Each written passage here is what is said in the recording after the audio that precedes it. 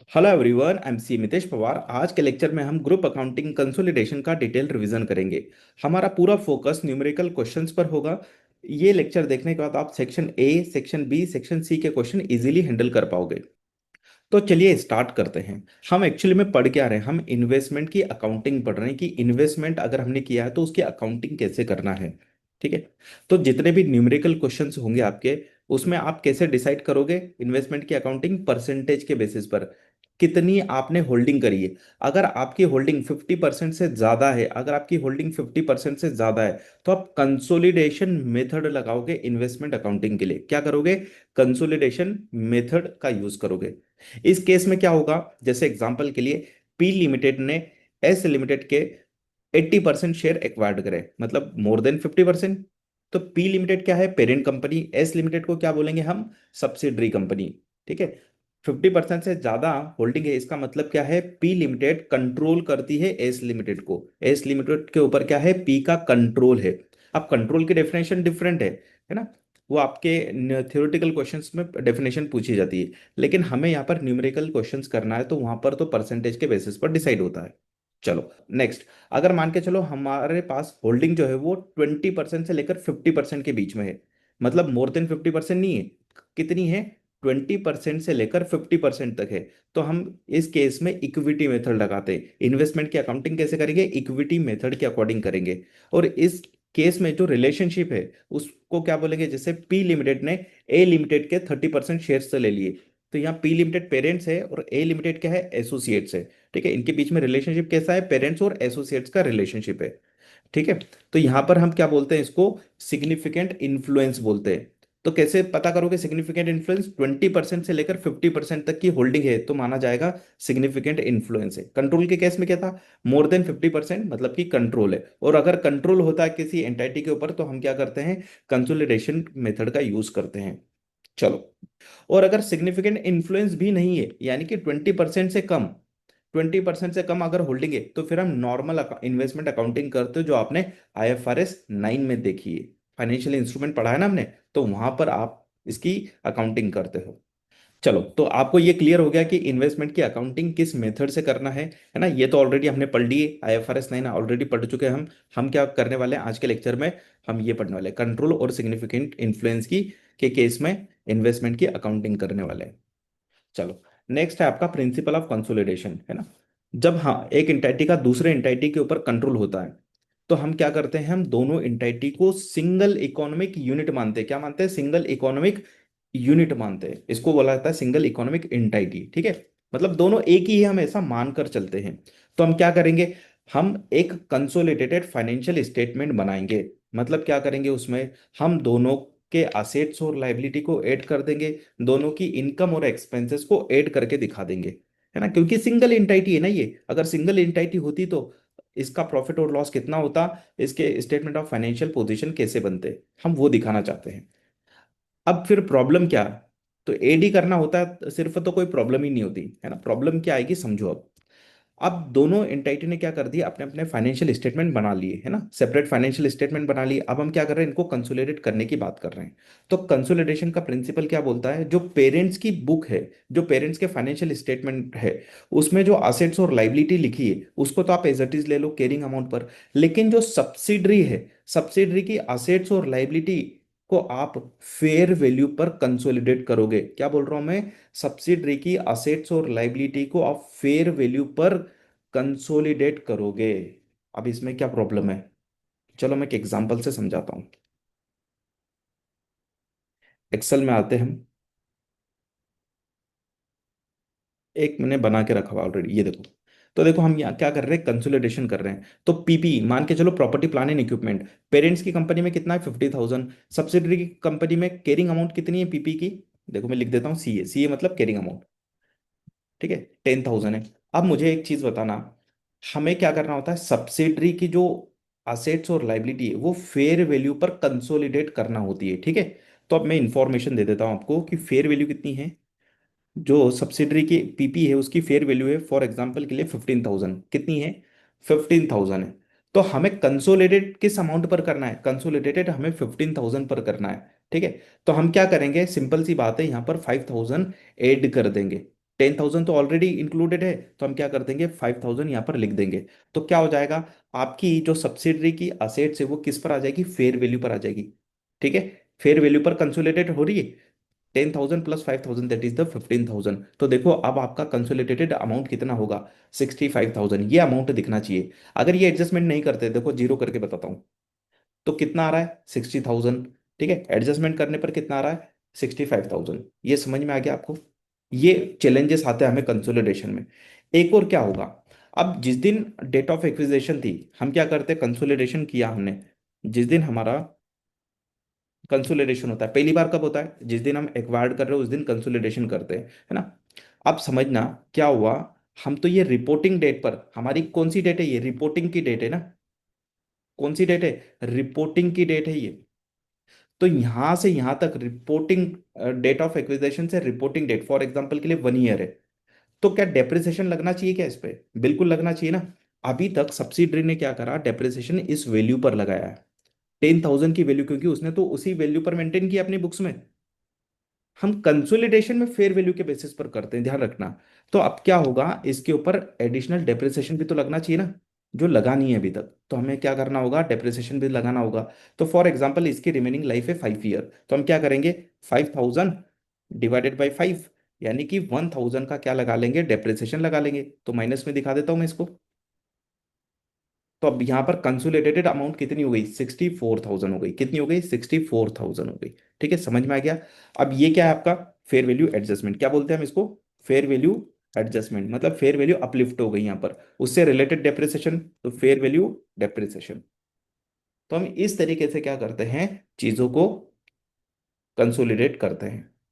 Concept wise समझ लिया कैसे वर्किंग करना है, वो मैंने प्रोफार्मा बना के रखे हुए सारे फॉर्मेट, उसके बेसिस पर हम एग्जाम्पल भी करेंगे। तो एक एग्जाम्पल ये समझाने के लिए था कि जो सब्सिडरी की असेट्स और लाइबिलिटी है वो किस पर लेते हैं हम, फेयर वैल्यू पर लेते हैं। चलो, तो जो अभी मैंने आपको प्रिंसिपल बताया वो यहाँ पर लिखा भी है कि पेरेंट्स की असेट्स और लाइबिलिटी कैसे कैसे कंसोलिडेट होगी, कैरिंग अमाउंट पर। और जो सब्सिडरी की है, सब्सिडरी की कैसी होगी, fair value at acquisition date, है ना। एक्विजिशन डेट के दिन फेयर वैल्यू कितनी थी वो हम एडजस्ट कर देंगे, और उसके बाद का जो भी उसमें चेंजेस है, फेयर वैल्यू चेंजेस, वो हम एडजस्टमेंट के थ्रू दिखा देंगे। जैसे अभी एग्जांपल में डेप्रिसिएशन था, तो डेप्रिसिएशन हमने माइनस करके दिखा दिया। एफआर लेवल पर यही एडजस्टमेंट पूछा जाता है। ठीक है, आपका फेयर वैल्यू अपलिफ्ट हो रहा है और उससे रिलेटेड डेप्रिसिएशन कितना है और फाइनल अमाउंट बता दो, तो ऐसा पूछा जाता है। अब बात करते हैं, जब आप कंसोलिडेशन का क्वेश्चन करने जाओगे तो आपके माइंड में क्या क्या चीजें आना चाहिए, है ना, एकदम फॉर्मेट क्लियर होना चाहिए, तो आप एग्जाम में फास्ट प्रोसेस कर पाओगे। तो कंसोलिडेशन का जब भी क्वेश्चन करने जाओगे तो आप सबसे पहले आइडेंटिफाइड करोगे ग्रुप का स्ट्रक्चर, कि पेरेंट्स कौन है और सब्सिडरी कौन है। फिर क्या करोगे, डेट ऑफ एक्विजिशन और डेट ऑफ रिपोर्टिंग, ये क्यों, ताकि आपको पता चल सके कि पोस्ट एक्विजिशन पीरियड कितना है। ठीक है, तो अगर आपको टाइम अपोर्शन करना है तो कैसे करोगे, उसके बेसिस पर करोगे। तो देखो कैसे करोगे, मैंने एक्सेल में बना के रखा हुआ वो भी। ठीक है, तो ये देखो वर्किंग नोट, हम जैसे ही कंसोलिडेट फाइनेंशियल स्टेट कंसोलिडेशन कर रहे हैं तो सबसे पहले वर्किंग नोट किसका बनाएंगे, ग्रुप स्ट्रक्चर का, है ना। ये एग्जामिनर भी एक्सपेक्ट करता है कि आप बनाओगे, इसके भी नंबर होते हैं। तो पेरेंट्स, पेरेंट्स की अगर मैं बात करूं तो पेरेंट्स कौन है, जैसे पी लिमिटेड एग्जांपल के लिए। सब्सिडरी कौन है, एस लिमिटेड, जो भी आपके क्वेश्चन में नाम होगा वो लिख देना। होल्डिंग कितनी है, हमारी होल्डिंग है 80%। तो एन से 20% होल्ड किसने करा, नॉन कंट्रोलिंग इंटरेस्ट, जिसको हम बोलते हैं एनसीआई वालों ने। डेट ऑफ एक्विजिशन क्या है वो लिख दिया मैंने, रिपोर्टिंग डेट लिख दिया। अब पोस्ट एक्विजिशन पीरियड लिख दूंगा, इससे मुझे, ये मेरे लिए भी हेल्पफुल है। क्यों, क्योंकि मुझे यहाँ पर पता चल रहा है कि पोस्ट एक्विजिशन पीरियड कितना है। तो यहाँ पर पोस्ट एक्विजिशन पीरियड कितना है, 3 मंथ है। तो जब हम कंसोलिडेशन करेंगे तब हम क्या करेंगे, 3 मंथ के बेसिस पर पोस्ट एक्विजिशन प्रॉफिट को इंक्लूड करेंगे, यानी कि हमारा पेरेंट्स का प्रॉफिट में हिस्सा कितना है, पूरे साल भर का है क्या, नहीं, ओनली 3 मंथ का। तो जो प्रॉफिट निकलेगा, मेरी बात समझना, ड्यूरिंग द ईयर सब्सिडरी ने प्रॉफिट कमाया होगा। लेकिन हमने सब्सिडरी को एक्वायर्ड ही कब करी, अक्टूबर मंथ में, 1 अक्टूबर को। तो हमारा प्रॉफिट में हिस्सा कब से आना चाहिए, ओनली 3 मंथ का आना चाहिए ना, अक्टूबर नवंबर दिसंबर, इतने ही मंथ का हमें प्रॉफिट में हिस्सा मिलना चाहिए उसके। तो आप ये चीज हमेशा ध्यान रखना, ये आप सबसे पहले आपका काम यही होना चाहिए एग्जाम में। चलो नेक्स्ट, अब आपने क्या आइडेंटिफाइड कर लिया, देखो मैंने लिख दिया यहाँ पे आइडेंटिफाइड द की इंफॉर्मेशन, ये आइडेंटिफाइड करना है। उसके बाद आप क्या करोगे, कंसोलिडेशन स्टार्ट कर दोगे। तो कंसोलिडेशन स्टार्ट करोगे तो आपके माइंड में क्लियर होना चाहिए क्या क्या करना है आपको। आपको क्या करना है, सारी असेट्स और लाइबिलिटी को क्लब करना है, कंसोलिडेट करना है। उसके बाद क्या करोगे आप, जो इन्वेस्टमेंट इन सब्सिडरी उसको आप एलिमिनेट करोगे। क्या करोगे, एलिमिनेट करोगे। तो चलो मैं एक्सेल में आपको फॉर्मेट बताता हूँ। चलो, तो यहाँ पर देखो एक फॉर्मेट बना के दे रखा है मैंने। अब समझना, जब भी हम कंसोलिडेशन करते हैं तो जितनी भी एसेट्स और लाइबिलिटी उसको तो एज इट इज आप कंसोलिडेट करना स्टार्ट कर दो। लेकिन 2 से 3 नए आइटम आएंगे यहाँ पर, उसके बारे में समझ लो। एक आइटम चला भी जाएगा, वो समझ लो। देखो, जब हम पेरेंट्स की बात कर रहे हैं तो पेरेंट्स की बुक्स में इन्वेस्टमेंट इन सब्सिडरी आ रहा होगा। क्या आ रहा होगा, इन्वेस्टमेंट इन सब्सिडरी आ रहा होगा। इसको हमें एलिमिनेट करना होगा। क्यों, क्योंकि इन्वेस्टमेंट इन सब्सिडरी किसको रिप्रेजेंट कर रहा है, नेट असेट्स ऑफ सब्सिडरी को रिप्रेजेंट करता है। तो जब हम कंसोलिडेशन करते हैं तो सब्सिडरी के असेट्स भी ले लेते हैं और लाइबिलिटी भी ले लेते हैं, यानी कि हमने नेट असेट्स ही इंक्लूड कर लिया ना। तो अब हमें ये जो रिप्रेजेंटेशन करने वाला अकाउंट था उसको बाहर करना पड़ेगा। तो हम इन्वेस्टमेंट को एलिमिनेट कर देते हैं, अदरवाइज डबल इफेक्ट हो जाएगा। तो हम क्या कर देते हैं, इन्वेस्टमेंट को एलिमिनेट कर देते हैं और किसको रिकॉग्नाइज कर लेते हैं, हम रिकॉग्नाइज कर लेते हैं नेट असेट्स को सब्सिडरी की, यानी कि असेट्स और लाइबिलिटी को ले लेते हैं। ठीक है, इसलिए हटाते हैं इन्वेस्टमेंट इन सब्सिडरी। नेक्स्ट, जब हम एक्विजिशन करते हैं तो क्या हो सकता है, आप आपको गुडविल या फिर बार्गेनिंग गेन हो सकता है। जैसे सब्सिडरी की जो नेट असेट्स है वो कितने की, फॉर एग्जांपल के लिए $10,000 की, हम परचेस कंसिडरेशन दे रहे हैं 12,000 का, तो 2,000 का क्या है, एक्स्ट्रा दे रहे हैं, एक्स्ट्रा को बोलते हैं गुडविल। तो हम गुडविल रिकॉग्नाइज कर लेंगे।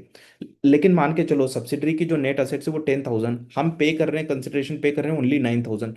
तो बताओ कितना, 1,000 का में बेनिफिट होगा। तो बेनिफिट कहाँ जाएगा आपके, फिर ग्रुप रिटेन अर्निंग में चला जाएगा ना। फिर वो गुडविल नहीं है, नेगेटिव गुडविल नहीं दिखाएंगे यहाँ पर, क्या दिखाएंगे उसको हम इन इमीडिएटली इनकम मान लेते हैं। तो वो कहाँ जाएगा, आपके ग्रुप रिटेन अर्निंग में चला जाएगा। ठीक है, चलो। इन्वेस्टमेंट इन एसोसिएट्स आएगा क्या, हाँ बिल्कुल आएगा, इन्वेस्टमेंट इन एसोसिएट्स है ना। ध्यान रखना सब्सिडरी और एसोसिएट्स में कंफ्यूज मत होना। तो हम क्या कर देंगे, देखो मैंने इसको, ये जो इन्वेस्टमेंट इन सब्सिडरी इसको हाईलाइट क्या कर देते हैं, यहाँ से डिलीट कर देते हैं। अब इसका काम हो गया, क्योंकि हम एलिमिनेट कर देंगे। और रिकॉग्नाइज क्या करा हमने, गुडविल। अगर नेगेटिव गुडविल हो तो फिर, वो ग्रुप रिटेन अर्निंग में चले जाएगी। चलो नेक्स्ट आ जाओ, इक्विटी और लाइबिलिटी साइड। अभी हमने क्या करा, अभी हमने ना सारी असेट्स और लाइबिलिटी हमने इंक्लूड कर ली।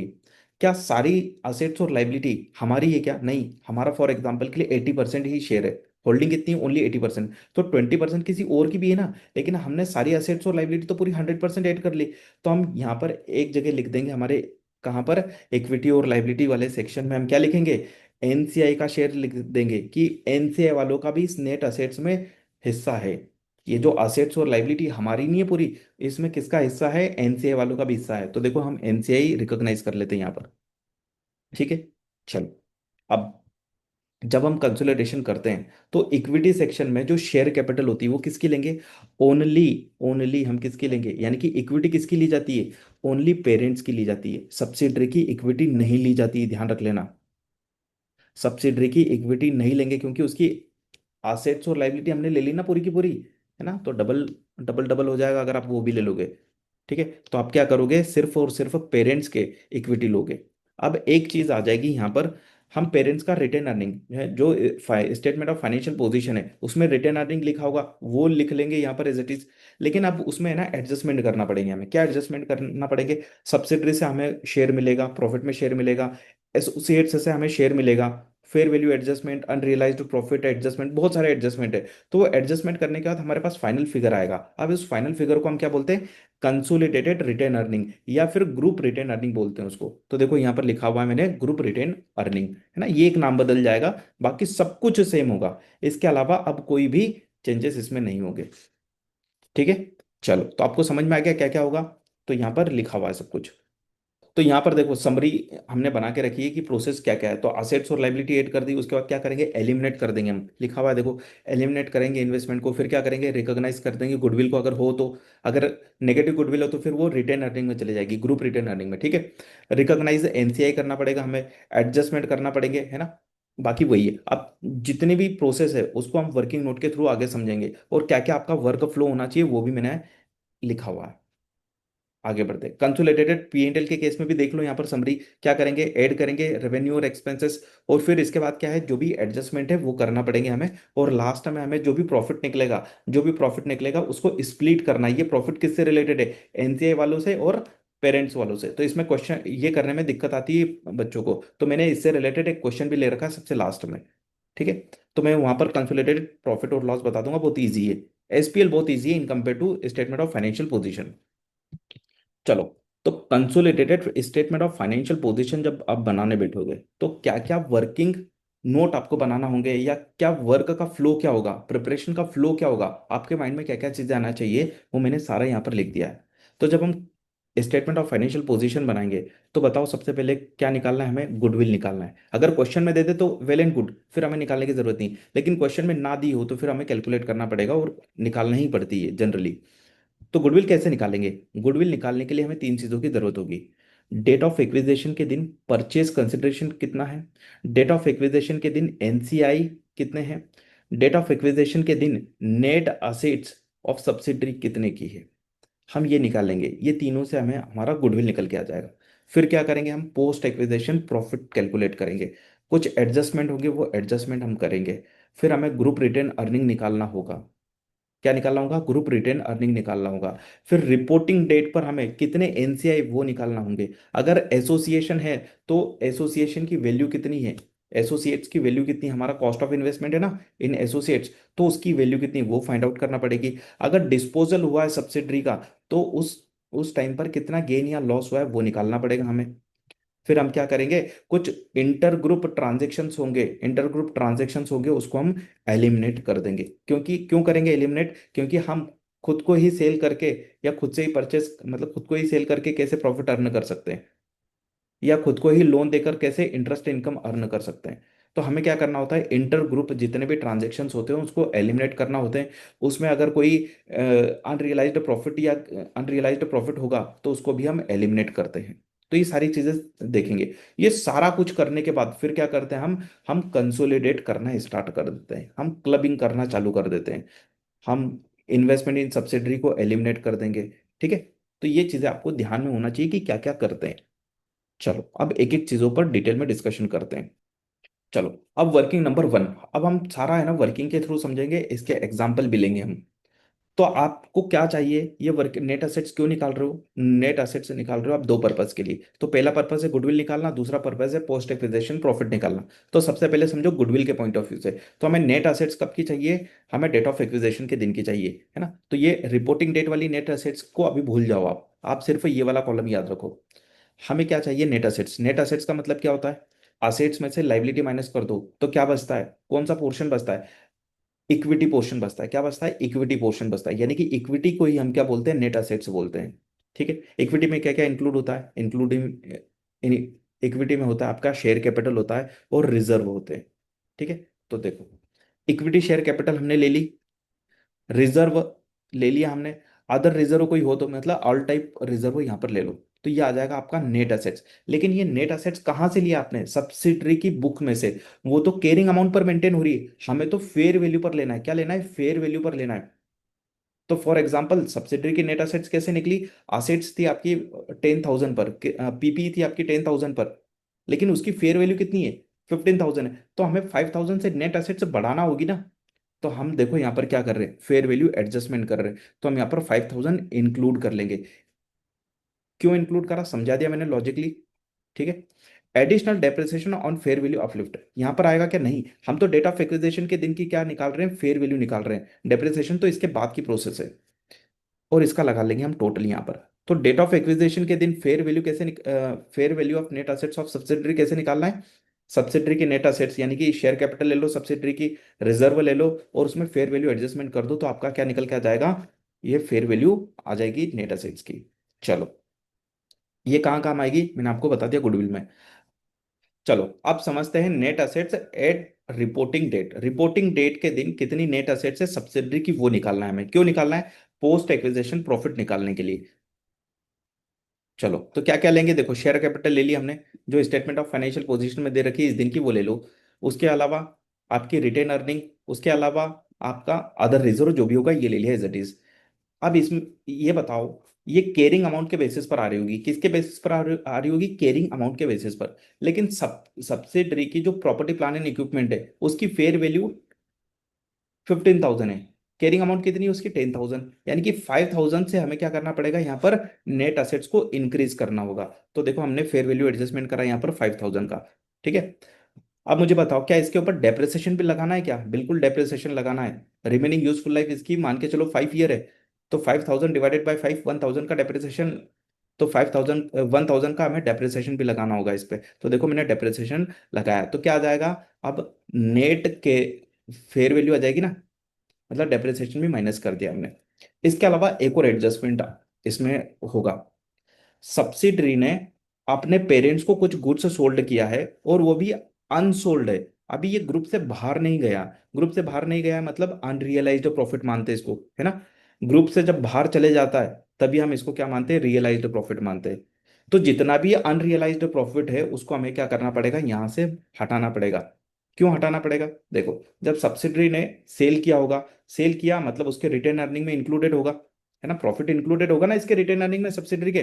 तो बाहर करना पड़ेगा। तो इसलिए देखो हम यहाँ पर बाहर कर रहे हैं। कितना बाहर करें? पूरा ही 100% बाहर करना है।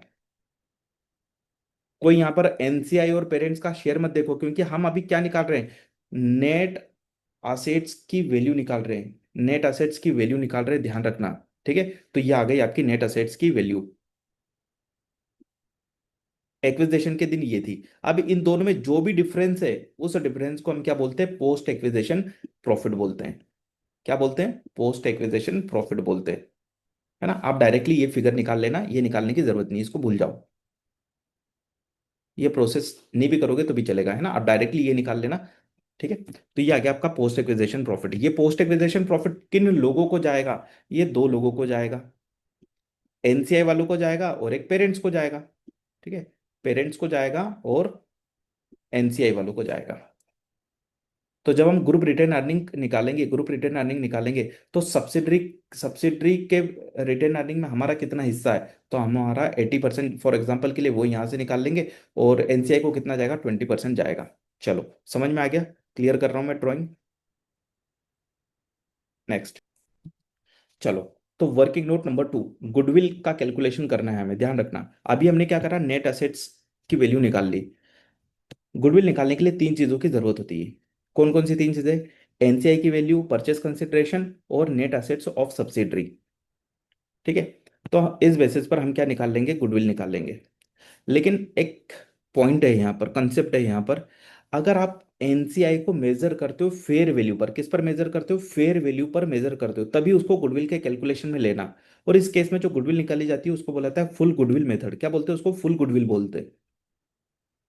अगर फेयर वैल्यू पर मेजर नहीं कर रहे हो, यानी कि प्रोपोर्शनेट बेसिस पर क्या कर रहे हो? एनसीआई की वैल्यू निकाल रहे हो, यानी कि नेट असेट्स में एनसीआई वालों का कितना हिस्सा हम परसेंटेज वाइज निकाल ले, तो उसको बोला जाता है NCI measure at proportionate share method. उस केस में हम एनसीआई को गुडविल के कैलकुलेशन में नहीं लेंगे। और इस केस में जो गुडविल निकलती है उसको बोला जाता है पार्शियल गुडविल। क्या बोलते हैं? Partial goodwill. ठीक है, ये समझना। तो होता क्या है, जैसे हमने कंसिडरेशन निकाला यहाँ पर एग्जाम्पल के लिए $10,000। कितना कंसिडरेशन है? $10,000।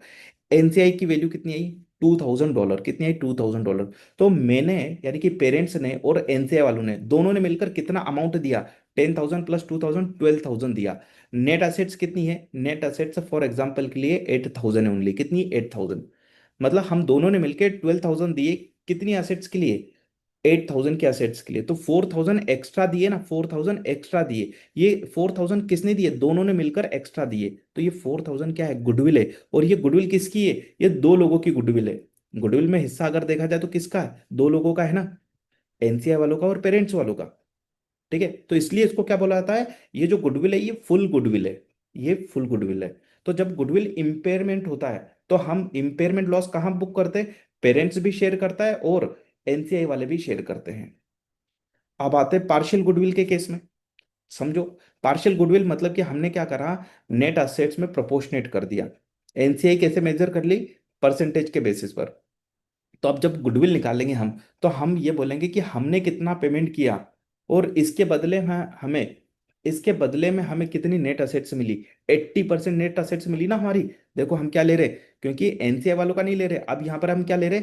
हम केवल और केवल हमारी नेट असेट्स ले रहे हैं, parents share of net assets, क्योंकि एनसीआई वालों का अलग निकाल लिया। अब हम क्या कर रहे हैं, पूरी पूरी की पूरी नेट असेट्स यहाँ नहीं ले रहे, ओनली हमारा पोर्शन कितना वो ले रहे, जबकि यहां पर हम क्या ले रहे थे, पूरी की पूरी नेट असेट से ले रहे थे सब्सिडरी की। ये डिफरेंस है, ध्यान रखना। यहां पर क्या लेंगे, ओनली हमारा शेयर से लेंगे ना, नेट असेट्स में हमारा शेयर कितना है, हमने बोला 80%। तो इस 80% को लेने के लिए हमने कितना पेमेंट किया, इस 80% को लेने के लिए हमने कितना पेमेंट किया, फॉर एग्जाम्पल के लिए समझो कि नेट असेट्स कितनी है, नेट असेट्स है 10,000, हमने कितना पेमेंट किया, हमने 15,000 पेमेंट किया, तो 5,000 गुडविल निकल के आएगी इस केस में। अब ये गुडविल किसकी, ये केवल हमारी यानी कि पेरेंट्स की मानी जाएगी। अब अगर मान के चलो इम्पेयरमेंट लॉस होगा गुडविल में, तो इम्पेयरमेंट लॉस में शेयर किसका होगा, पूरा की पूरा पेरेंट्स का होगा। क्यों, क्योंकि गुडविल किसकी है, पूरी की पूरी पेरेंट्स की। इस केस में इसको बोलते हैं पार्शियल गुडविल। चलो एक एग्जांपल से समझाता हूँ आगे। चलो, तो ये क्वेश्चन है, इसके थ्रू मैं समझाता हूँ, है ना। तो फुल गुडविल का केस मतलब कि दोनों का हिस्सा, है ना, दोनों का हिस्सा, तो इम्पेयरमेंट लॉस भी दोनों में बटेगा। पार्शियल गुडविल मतलब ओनली पेरेंट्स का हिस्सा, तो पेरेंट जितना भी लॉस होगा वो पेरेंट्स के गुडविल से रिलेटेड होगा, क्योंकि गुडविल किसकी है, पूरी की पूरी पेरेंट्स की, तो इम्पेयरमेंट लॉस भी किसका होगा, पूरा पेरेंट्स का होगा। चलो, तो यहाँ पर एक इलस्ट्रेशन है, उसके थ्रू मैं समझाता हूँ। गुडविल यहाँ पर एज्यूम करिए कि हमने डेट ऑफ एक्विजिशन के दिन जो गुडविल कैलकुलेट करी वो कितनी है। यहाँ पर देखो, फुल गुडविल के केस में सबसे पहले समझो, ठीक है, ये गुडविल है। इम्पेयरमेंट लॉस कितना हुआ, तो क्वेश्चन में यहाँ पर दे रखा है $200,000। इलस्ट्रेशन है, मैं समझा रहा हूँ, समराइज कर रहा हूँ इसको। तो हमने इम्पेयरमेंट लॉस माइनस कर दिया, तो क्लोजिंग गुडविल आ गई, है ना। तो ये आपके स्टेटमेंट ऑफ फाइनेंशियल पोजीशन में शो करेगी ये गुडविल। अब ये जो लॉस है ये कौन बियर करेगा, ये दो लोग बियर करेंगे ना, पेरेंट्स और एनसीआई वाले। तो देखो इसमें पेरेंट्स का कितना हिस्सा, 80%, तो 200,000 का 80% निकालो तो कितना आ जाएगा, $160,000। और एनसीआई वालों का कितना शेयर आएगा, 40,000। तो देखो मैंने लिख दिया, ग्रुप रिटर्न अर्निंग आपकी इम्पैक्ट हो जाएगी 160 से, और एनसीआई इम्पैक्ट हो जाएगा 40 से। अब आते हैं पार्शियल मेथड के केस में। अब पार्शियल मेथड में अगर हमने गुडविल कैलकुलेट करी तो ऑब्वियसली बात है ना, इससे तो कमी आएगी, क्योंकि यहाँ गुडविल किसकी है, ओनली रिलेटेड टू पेरेंट्स। ठीक है, तो यहाँ पर ये आ गई गुडविल। लॉस कितना हुआ, इंपेयरमेंट लॉस $200,000। ठीक है, तो हमारा क्लोजिंग बैलेंस कितना है गुडविल का, ये आ गया। अब ये जो $200,000 का जो लॉस है कौन बियर करेगा, ओनली पेरेंट्स बियर करेगा। यानी कि रिटेन अर्निंग किसकी कम होगी, ओनली पेरेंट्स की रिटेन अर्निंग कम होगी। ठीक है, तो यहाँ पर ये हम एडजस्टमेंट करेंगे ना, तो ग्रुप रिटेन अर्निंग में हम ये पूरा की पूरा ले जाएंगे। चलो, तो गुडविल कैसे कैलकुलेट करना है, डेट ऑफ रिपोर्टिंग डेट पर हम गुडविल कैसे दिखाएंगे वो भी मैंने बता दिया, इंपेयरमेंट लॉस का इम्पैक्ट भी आपको बता दिया। अब देखेंगे हम स्पेशल क्वेश्चन फॉर कंसिडरेशन की कंसिडरेशन कैसे कैलकुलेट करेंगे। ठीक है, और गुडविल का भी कैलकुलेशन आ जाएगा फिर। तो कंसिडरेशन से रिलेटेड हम एक स्पेशल क्वेश्चन देख रहे हैं। आओ, ये रहा क्वेश्चन, है ना, फुल फ्लेज क्वेश्चन लिया हुआ मैंने यहाँ पर, पढ़ो। इजी क्वेश्चन है, डाटा आपको ज्यादा दिख रहा होगा। On 1 January 20x7 Apex company acquired 80% of the equity share of Beta company. 80% acquired किया है। The consideration for the acquisition was as follows. Cash कितना दे रहे हैं, $900,000। ठीक है। A share exchange of one Apex company share for every two shares acquired in the Beta company. मतलब Beta company यानी कि सब्सिडरी कंपनी के अगर हम दो शेयर लेंगे तो हमारी कंपनी के कितने शेयर देंगे, वन शेयर देंगे, है ना। तो दो शेयर के बदले में एक शेयर देंगे। The market value of Apex company share at the date of acquisition was $6 per share. और हमारे शेयर की वैल्यू कितनी है, हमारे शेयर की वैल्यू है $6। ठीक है। $500,000 of 8% loan issued to the share holders of the Beta company. हम इसके अलावा क्या कर रहे हैं, देखो एक तो कैश दे रहे हैं, हमारे शेयर्स दे रहे हैं, हम लोन नोट्स भी दे रहे हैं। कितने लोन नोट्स दे रहे हैं, $500,000 के लोन नोट्स दे रहे हैं। इसके ऊपर इंटरेस्ट रेट कितना है, 8% है। चलो ठीक है। Deferred consideration $400,000 payable on 31 December 20x8। ठीक है, डेफर्ड कंसिडरेशन कब पेबल है, आज पेबल है क्या, नहीं, 31 दिसंबर 20x8 को पेबल है। तो हम क्या करते हैं, इसकी प्रेजेंट वैल्यू निकाल के लाते हैं। The present value of this deferred consideration at acquisition date was $340,000। मतलब एक्विजिशन के दिन इसकी प्रेजेंट वैल्यू कितनी है, क्योंकि हमें ये निकालना होती है, तो क्वेश्चन में दे देता है वैसे। ठीक है, अगर ना दे तो फिर प्रेजेंट वैल्यू निकाल लेंगे हम प्रेजेंट वैल्यू फॉर्मूले से। तो कितना दे रखा है, $340,000। तो बताओ आप $400,000 लोगे या फिर ये वाला लोगे।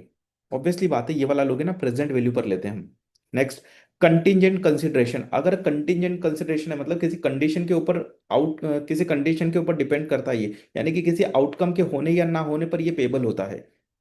तो ये तो फ्यूचर की बात है ना, तो हम क्या करते हैं, हम इसका आज के दिन, आज के दिन क्या फेयर वैल्यू चल रहा है उसके बेसिस पर हम कंसिडरेशन में इंक्लूड करते हैं। तो क्या दे रखा है, contingent consideration with the fair value of $250,000 at acquisition date. ठीक है। None of the above consideration has yet been recorded in Apex financial statement. तो हम क्या करेंगे, कंसिडरेशन कैलकुलेट करेंगे, सबसे पहला काम यही है, तो यही करते हैं, फिर बाकी का क्वेश्चन बाद में रीड कर लेंगे। इतना तो कर ले। चलो, तो कैलकुलेशन कैसे करेंगे, देखो हमने कैश कितना दिया, ये दे दिया हमने कैश। आप सब्सिडरी के कितने नंबर ऑफ शेयर से पहले वो पता करो। तो देखो यहाँ पर इंफॉर्मेशन दे रखी क्वेश्चन में, ये रही। Beta company head 1 million equity shares in issue, कितने शेयर्स हैं, 1 मिलियन नंबर ऑफ शेयर्स है। तो बताओ हम इसमें से कितने ले रहे हैं, हम इसमें से 80% ले रहे हैं। कितने ले रहे हैं, 80% हमारे पास है ना, तो हम इसका 80% निकालेंगे। ठीक है। अब जो 80% निकला वो तो नंबर ऑफ शेयर से निकले, तो हम हमारी कंपनी के कितने शेयर से इशू करेंगे इसके लिए, तो डिवाइडेड बाय 2, क्योंकि इसके हर 2 शेयर्स के बदले में फॉर एवरी 2 शेयर्स हम हमारे शेयर्स कितने देंगे, हम एक ही शेयर से देंगे हमारा। तो देखो यहाँ पर शेयर एक्वायर्ड कितने करे, 80% एक्वायर्ड करे, 1 मिलियन का 80% कितना आ गया, 800,000 नंबर ऑफ शेयर्स। ठीक है। तो हर 2 शेयर के बदले में तो हम क्या कर देंगे, डिवाइड कर देंगे 2 से और मल्टीप्लाइड कर देंगे 1 से। ठीक है। तो कितना आ जाएगा, 400,000 नंबर ऑफ शेयर्स। इतने नंबर ऑफ शेयर्स हमारी कंपनी के इशू करेंगे। तो हमारे कंपनी के एक शेयर की वैल्यू कितनी है, क्वेश्चन में गिवन है कितनी है, $6 है। तो हम 6 से मल्टीप्लाइड कर देंगे, तो क्या रिजल्ट आएगा, ये आ जाएगा $2.4 मिलियन। इतनी वैल्यू के हम क्या दे रहे हैं, हमारी कंपनी के शेयर्स दे रहे हैं। तो क्या क्या दिया हमने, एक तो कैश दिया, और एक हमने ये हमने शेयर्स एक्सचेंज कर दी। हमने क्या करा, शेयर्स एक्सचेंज करे, तो जितने हमारे शेयर्स दे रहे हैं हम, उसकी वैल्यू क्या है वो हमने निकाल ली। नेक्स्ट, हम लोन नोट इशू भी कर रहे हैं। लोन नोट इशू कितना था, $500,000, वो लिख लिया हमने। Deferred consideration present value given है क्वेश्चन में, वो लिख लिया हमने यहाँ पर। कंटिजेंट कंसिडरेशन की फेयर वैल्यू दे रखी है क्वेश्चन में, वो भी हमने यहाँ लिख दी। इसका टोटल लगा लो, दैट्स इट, ये निकल के आ गया टोटल कंसिडरेशन। इतना कंसिडरेशन आप पे कर रहे हो। तो बच्चों को प्रॉब्लम कहाँ आती है, बच्चों को प्रॉब्लम इस पॉइंट में आती है, एक तो यहाँ आती है, फिर बच्चे यहाँ कंफ्यूज हो जाते हैं, सर कंटीजेंट कंसिडरेशन लेना है क्या, हाँ फेयर वैल्यू के बेसिस पर लेना होता है हमें। चलो, एक और गलती कहाँ कर सकते हैं, प्रेजेंट वैल्यू में, यहाँ पर हो सकता है कि आप प्रेजेंट वैल्यू ना लेकर उसकी फ्यूचर वैल्यू ले लो। ठीक है। चलो, तो ये निकाल लिया हमने कंसिडरेशन। अब गुडविल निकालना है, तो गुडविल कैसे निकालेंगे, तो अब हमें इंफॉर्मेशन चाहिए नेट असेट्स की, कि नेट असेट्स कितनी है सब्सिडरी की। चलो, तो यहां से हमको पता चल जाए कि नेट असेट्स, तो डेट ऑफ एक्विजिशन, तो डेट ऑफ एक्विजिशन के दिन के हमें नेट असेट्स चाहिए। तो ये रही डेट ऑफ एक्विजिशन की डिटेल, और यहाँ पर दे रखा है caring amount of betas companies net assets was $3.5 million. कितनी दे रखी, $3.5 मिलियन की नेट असेट्स दे रखी। ठीक है। अब ध्यान रखना, क्या इसमें फेयर वैल्यू एडजस्टमेंट है क्या, क्वेश्चन में देखो, the following fair value adjustment are required calculation, yes.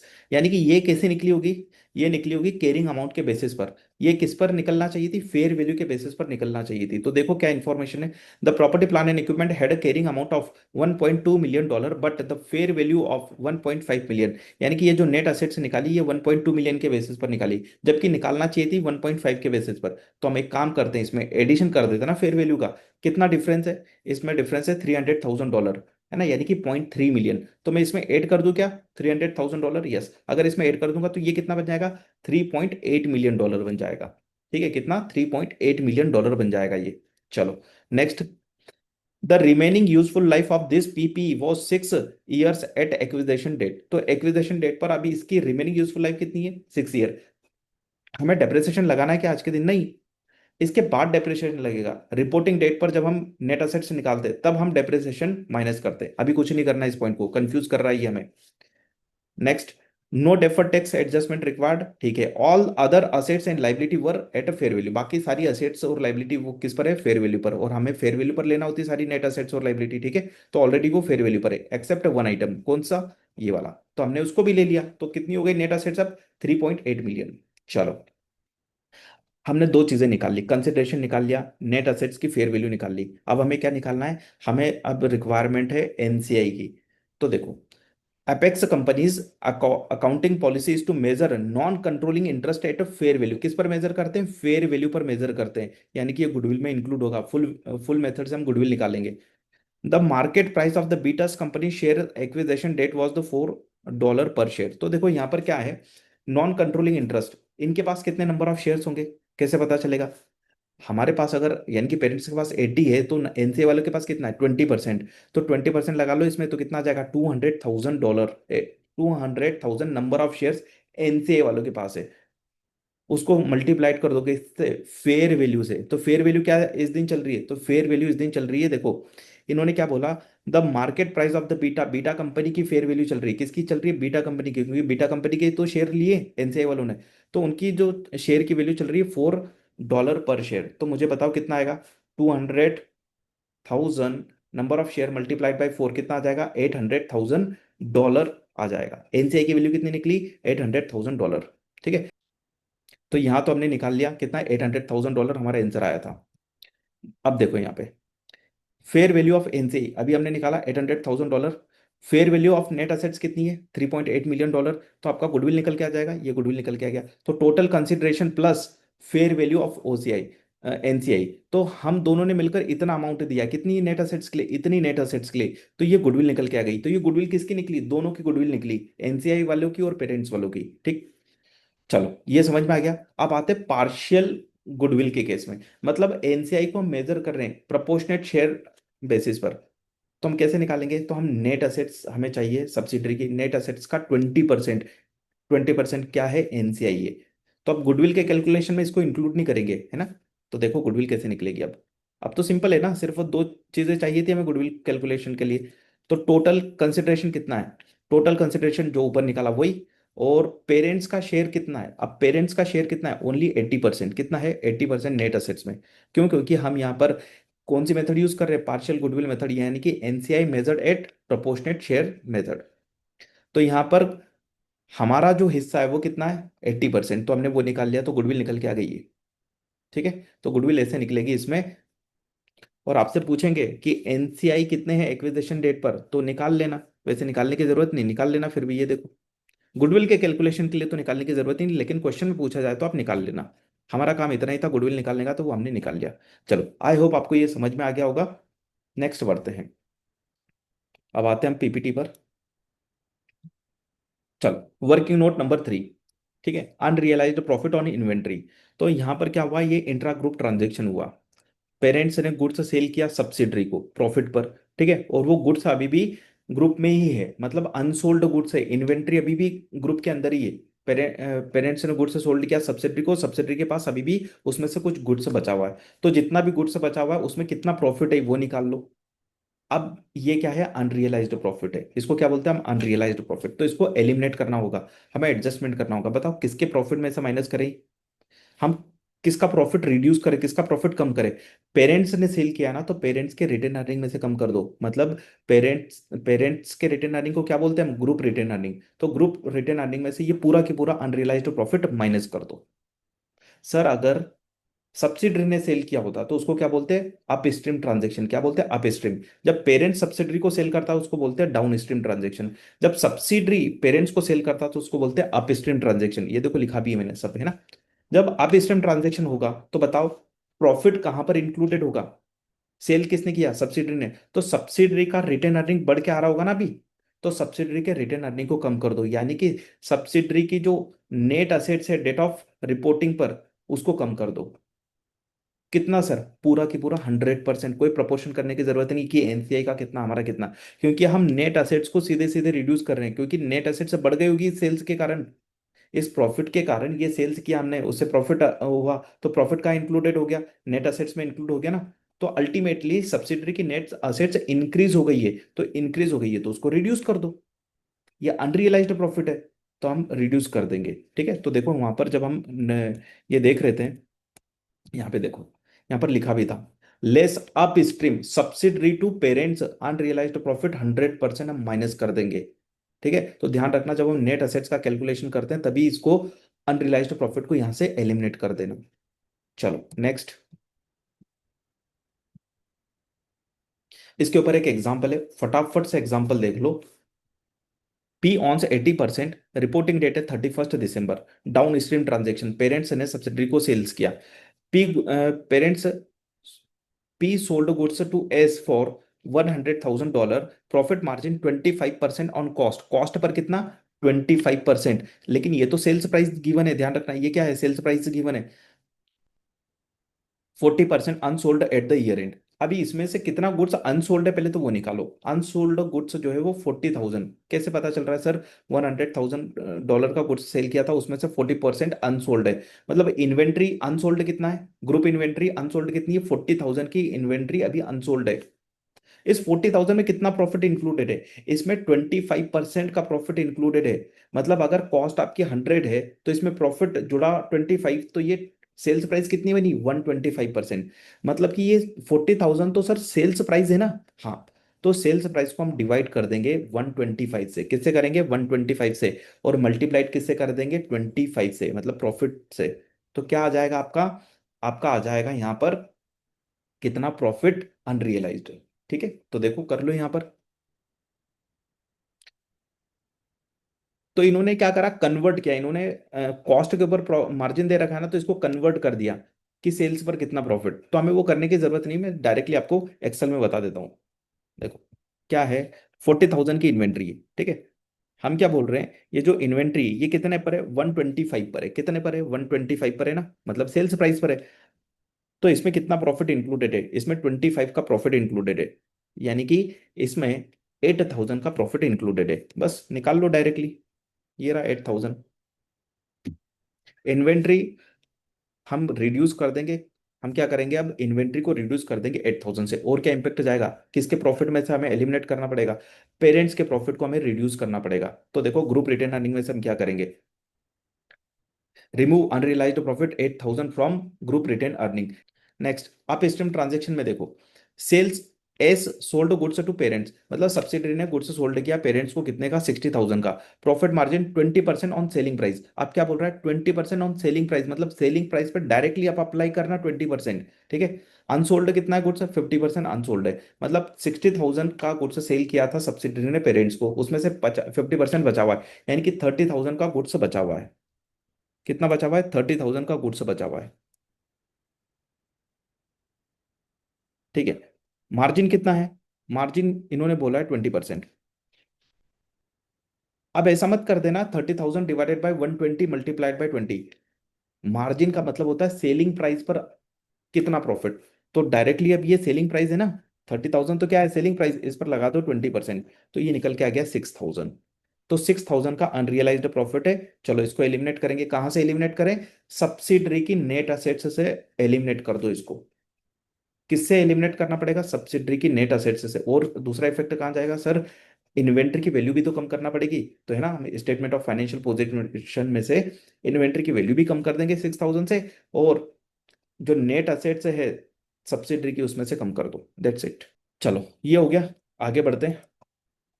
Unrealised profit on the PP, PP में अगर अनरियलाइज्ड प्रॉफिट होगा तो आप क्या करोगे, सिंपल सी बात, अभी जस्ट मैंने समझाई वही यहाँ पर भी अप्लाइड करना है। तो देखो डाउन स्ट्रीम ट्रांजेक्शन है तो रिड्यूस क्या करोगे, ग्रुप रिटर्न अर्निंग 100% रिड्यूस कर दोगे।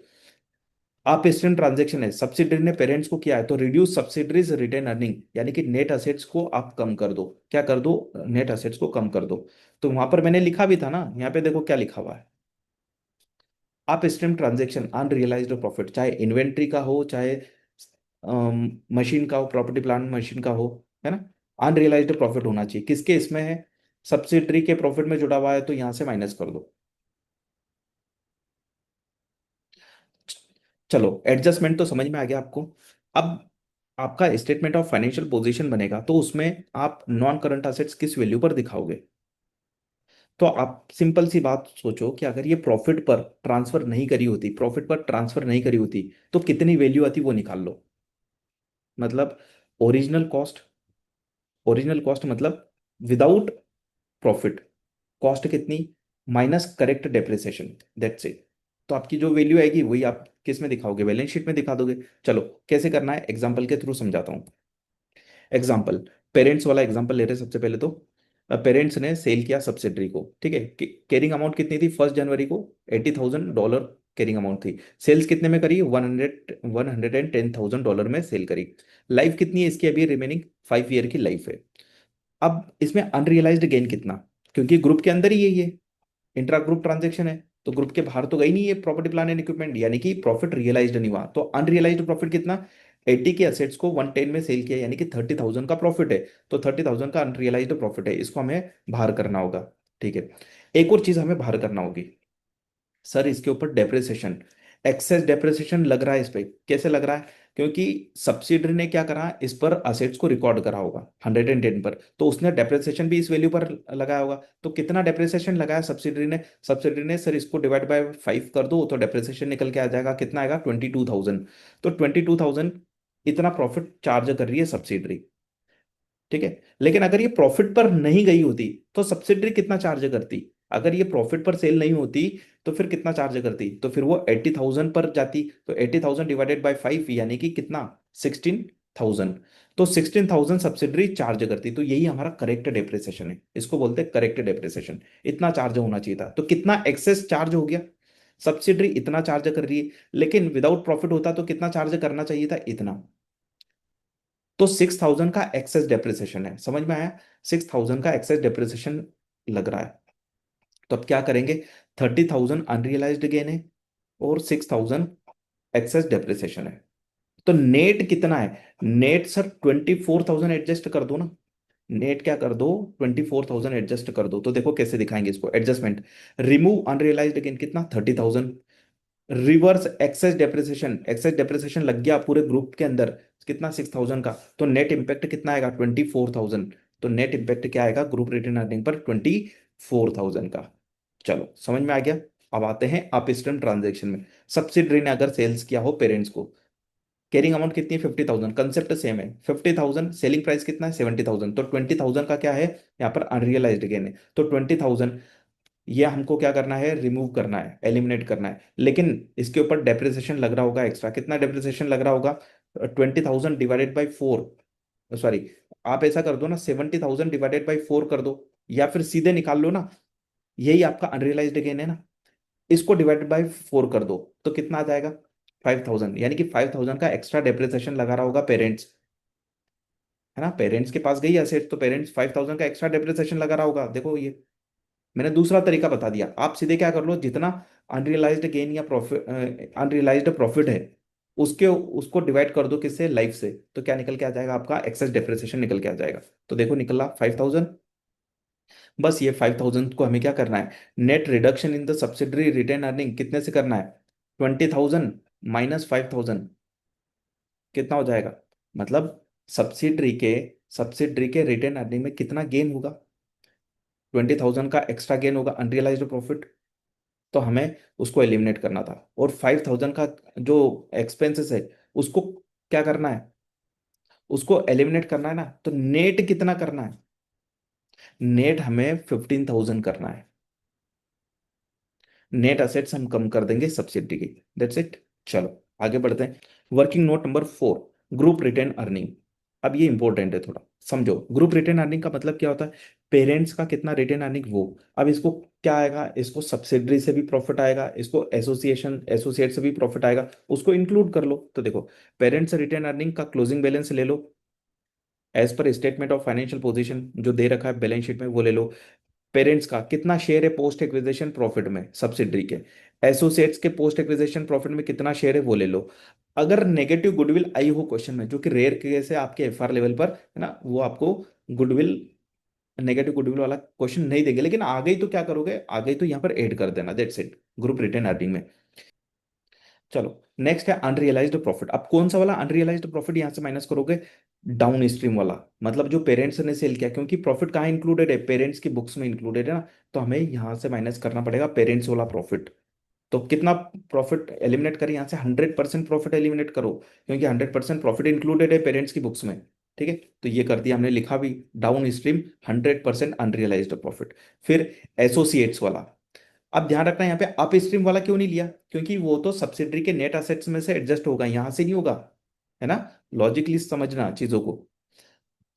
अनरियलाइज्ड प्रॉफिट एसोसिएट्स, एसोसिएट्स को हमने सेल किया या एसोसिएट्स ने हमको सेल किया, सब यहां से ले लो, चाहे डाउन स्ट्रीम हो अप स्ट्रीम हो, यहां से माइनस कर दो। सर यहां पर क्यों नहीं करा, क्योंकि यहां पर हम कंसोलिडेशन करते हैं, एसोसिएट्स के केस में हम कंसोलिडेशन नहीं करते हैं, एसोसिएट्स के केस में हम कंसोलिडेशन नहीं करते हैं, तो ध्यान रखना, चाहे आप स्ट्रीम हो डाउन स्ट्रीम हो, आप ले लो यहाँ पर, लेकिन कितना, केवल हमारा शेयर, क्योंकि हम कंसोलिडेशन नहीं कर रहे हैं यहाँ पर। ध्यान रखना, केवल हमारा कितना शेयर है एसोसिएट्स में, फॉर एग्जांपल के लिए 30%, तो 30% यहाँ से आप अनरियलाइज्ड प्रॉफिट हटा देना। चलो, नेक्स्ट है डिविडेंड एलिमिनेशन। डिविडेंड आपको मिल रहा है, सब्सिडरी से मिले, एसोसिएट से मिले, आपको यहाँ से माइनस करना है। क्यों माइनस करना है? क्योंकि यहाँ ले लिया ना आपने पूरा की पूरा प्रॉफिट। तो प्रॉफिट क्या होता है? डिस्ट्रीब्यूशन। एग्जाम्पल के लिए समझना, 10,000 का प्रॉफिट कमाया सब्सिडरी ने, 10,000 का 80% हमको मिल गया, यानी कि 8,000, तो हमने पूरा की पूरा यहाँ पर ले लिया, ले लिया ना।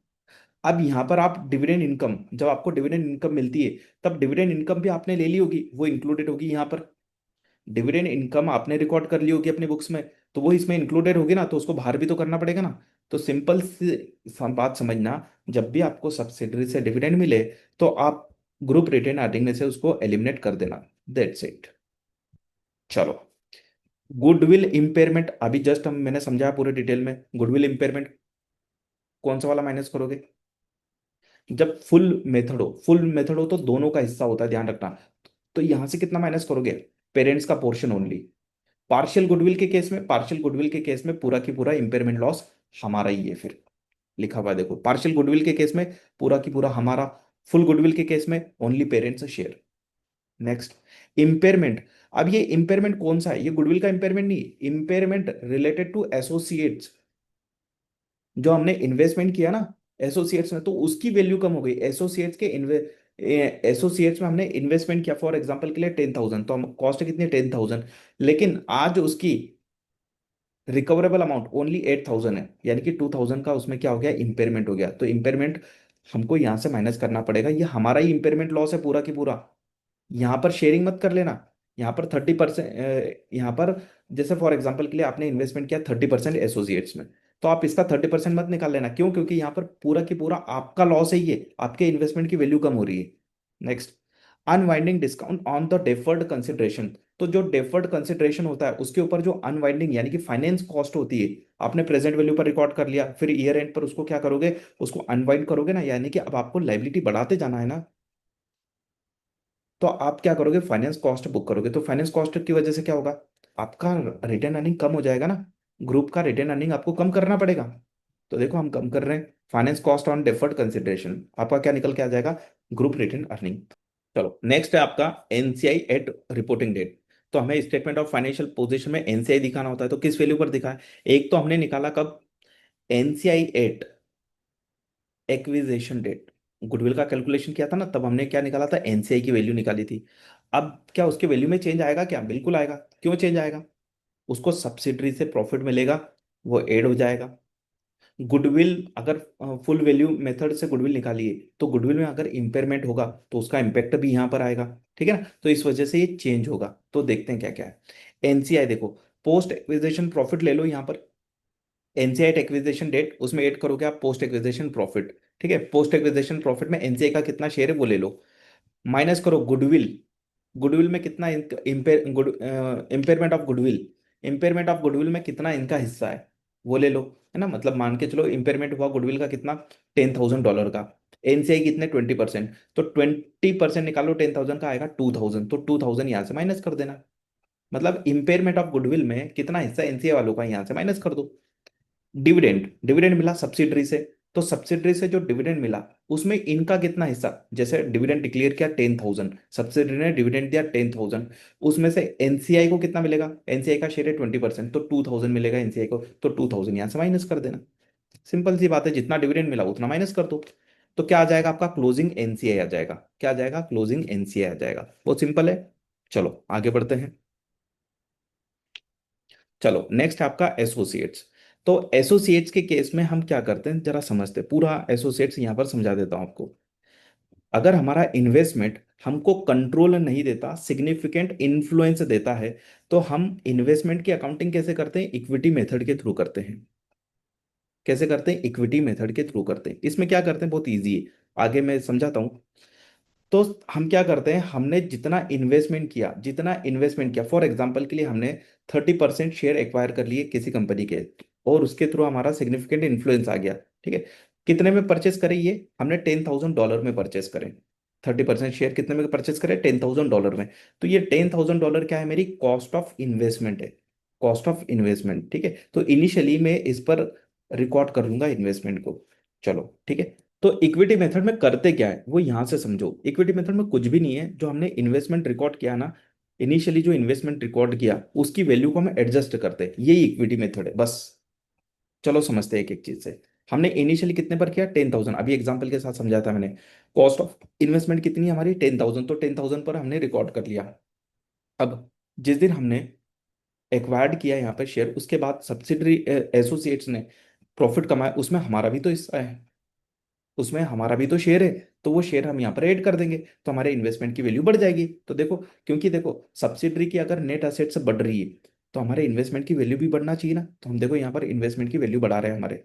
ठीक है, तो हमने क्या करा, ऐड करा investor shares, investors percentage share of, जैसे 30%। एग्जाम्पल के लिए समझो कि सब्सिडरी ने $100,000 का प्रॉफिट अर्न किया, यानी कि 30,000 प्रॉफिट हमें मिलेगा। 30% है ना हमारा, तो 30,000 का प्रॉफिट हमें मिला। तो यहाँ ऐड कर देंगे 30,000 को। तो अब अगर देखा जाए तो 10,000 प्लस 30,000, 40,000 हमारे इन्वेस्टमेंट की वैल्यू हो गई। ठीक। फेयर वैल्यू डेप्रिसिएशन, तो डेप्रिसिएशन फिर, क्योंकि एसोसिएट्स ने अपनी बुक्स को तो कैरिंग अमाउंट पर मेंटेन करा होगा, अगर उसमें कुछ फेयर वैल्यू चेंजेस हुए तो उसके ऊपर कितना एक्स्ट्रा डेप्रिसिएशन लग रहा होगा, वो डेप्रिसिएशन यहाँ कंसिडर कर लो। तो फेयर वैल्यू डेप्रिसिएशन हम यहाँ से माइनस कर देंगे, क्योंकि वो माइनस नहीं हुआ होगा। चलो नेक्स्ट आते हैं डिविडेंड वाले पॉइंट पर। इन तो डिविडेंड कितना मिल रहा है, पेरेंट्स को डिविडेंड कितना मिल रहा है एसोसिएट्स से, वो माइनस कर दो, दैट्स इट। इसको रिकवरी ऑफ कॉस्ट माना जाता है। Investors percentage share of unrealised profit, है ना। तो चाहे डाउन स्ट्रीम हो चाहे अप स्ट्रीम हो, अनरियलाइज्ड प्रॉफिट में, अनरियलाइज्ड प्रॉफिट में पेरेंट का कितना हिस्सा, तो हम यहां से भी तो कम करेंगे, हमारे इन्वेस्टमेंट की वैल्यू कम करेंगे। ठीक है। Next, impairment loss if any, अगर कोई इंपेयरमेंट लॉस होगा तो यहाँ पर हम माइनस कर देंगे। तो सिंपल सी बात है, देखो समझो, फेयर वैल्यू डेप्रिसिएशन, इंपेयरमेंट अगर होगा तो वो हटा दो, अनरियलाइज्ड प्रॉफिट होगा तो वो हटा दो, हमारा शेयर ओनली, हाँ, और डिविडेंड होगा तो वो हटा दो। जनरली आपसे जो टेस्ट किया जाएगा एफआर लेवल पर वो ये इतना ही पूछते हैं, ये पॉइंट होगा, ये पॉइंट होगा, 2 पॉइंट होंगे, और ज़्यादा से ज़्यादा आपको दे देंगे वो इंपेयरमेंट वाला पॉइंट दे देंगे, दैट्स इट। चलो, ये एक एग्जांपल है, इसके थ्रू समझाता हूँ मैं आपको पूरा एसोसिएट्स का अकाउंटिंग। तो इक्विटी मेथड यहाँ से आपको क्लियरली समझ में आ जाएगी। On 1 January 20X1, P limited acquired 30% of A limited for $110,000। तो यहाँ पर हमने कितने में एक्वायर्ड किया, $110,000 में। तो ये हमारी कॉस्ट आ गई, इस पर हम इनिशियली रिकॉर्ड करते हैं। ठीक है, हमारा शेयर कितना है, 30% का है। तो सबसे पहले तो ये इन्वेस्टमेंट रिकॉर्ड कर लो, ये देखो मैं यही बताते जा रहा हूँ आपको आंसर भी। तो इस पर हमने रिकॉर्ड कर लिया। अब क्या बोल रहा है, fair value uplift, fair value uplift $20,000, life कितनी है, 10 ईयर। तो एक्स्ट्रा डेप्रिसिएशन कितना है इससे रिलेटेड, एक्स्ट्रा डेप्रिसिएशन है 20,000 डिवाइडेड बाई 10, कितना आ जाएगा, 2,000।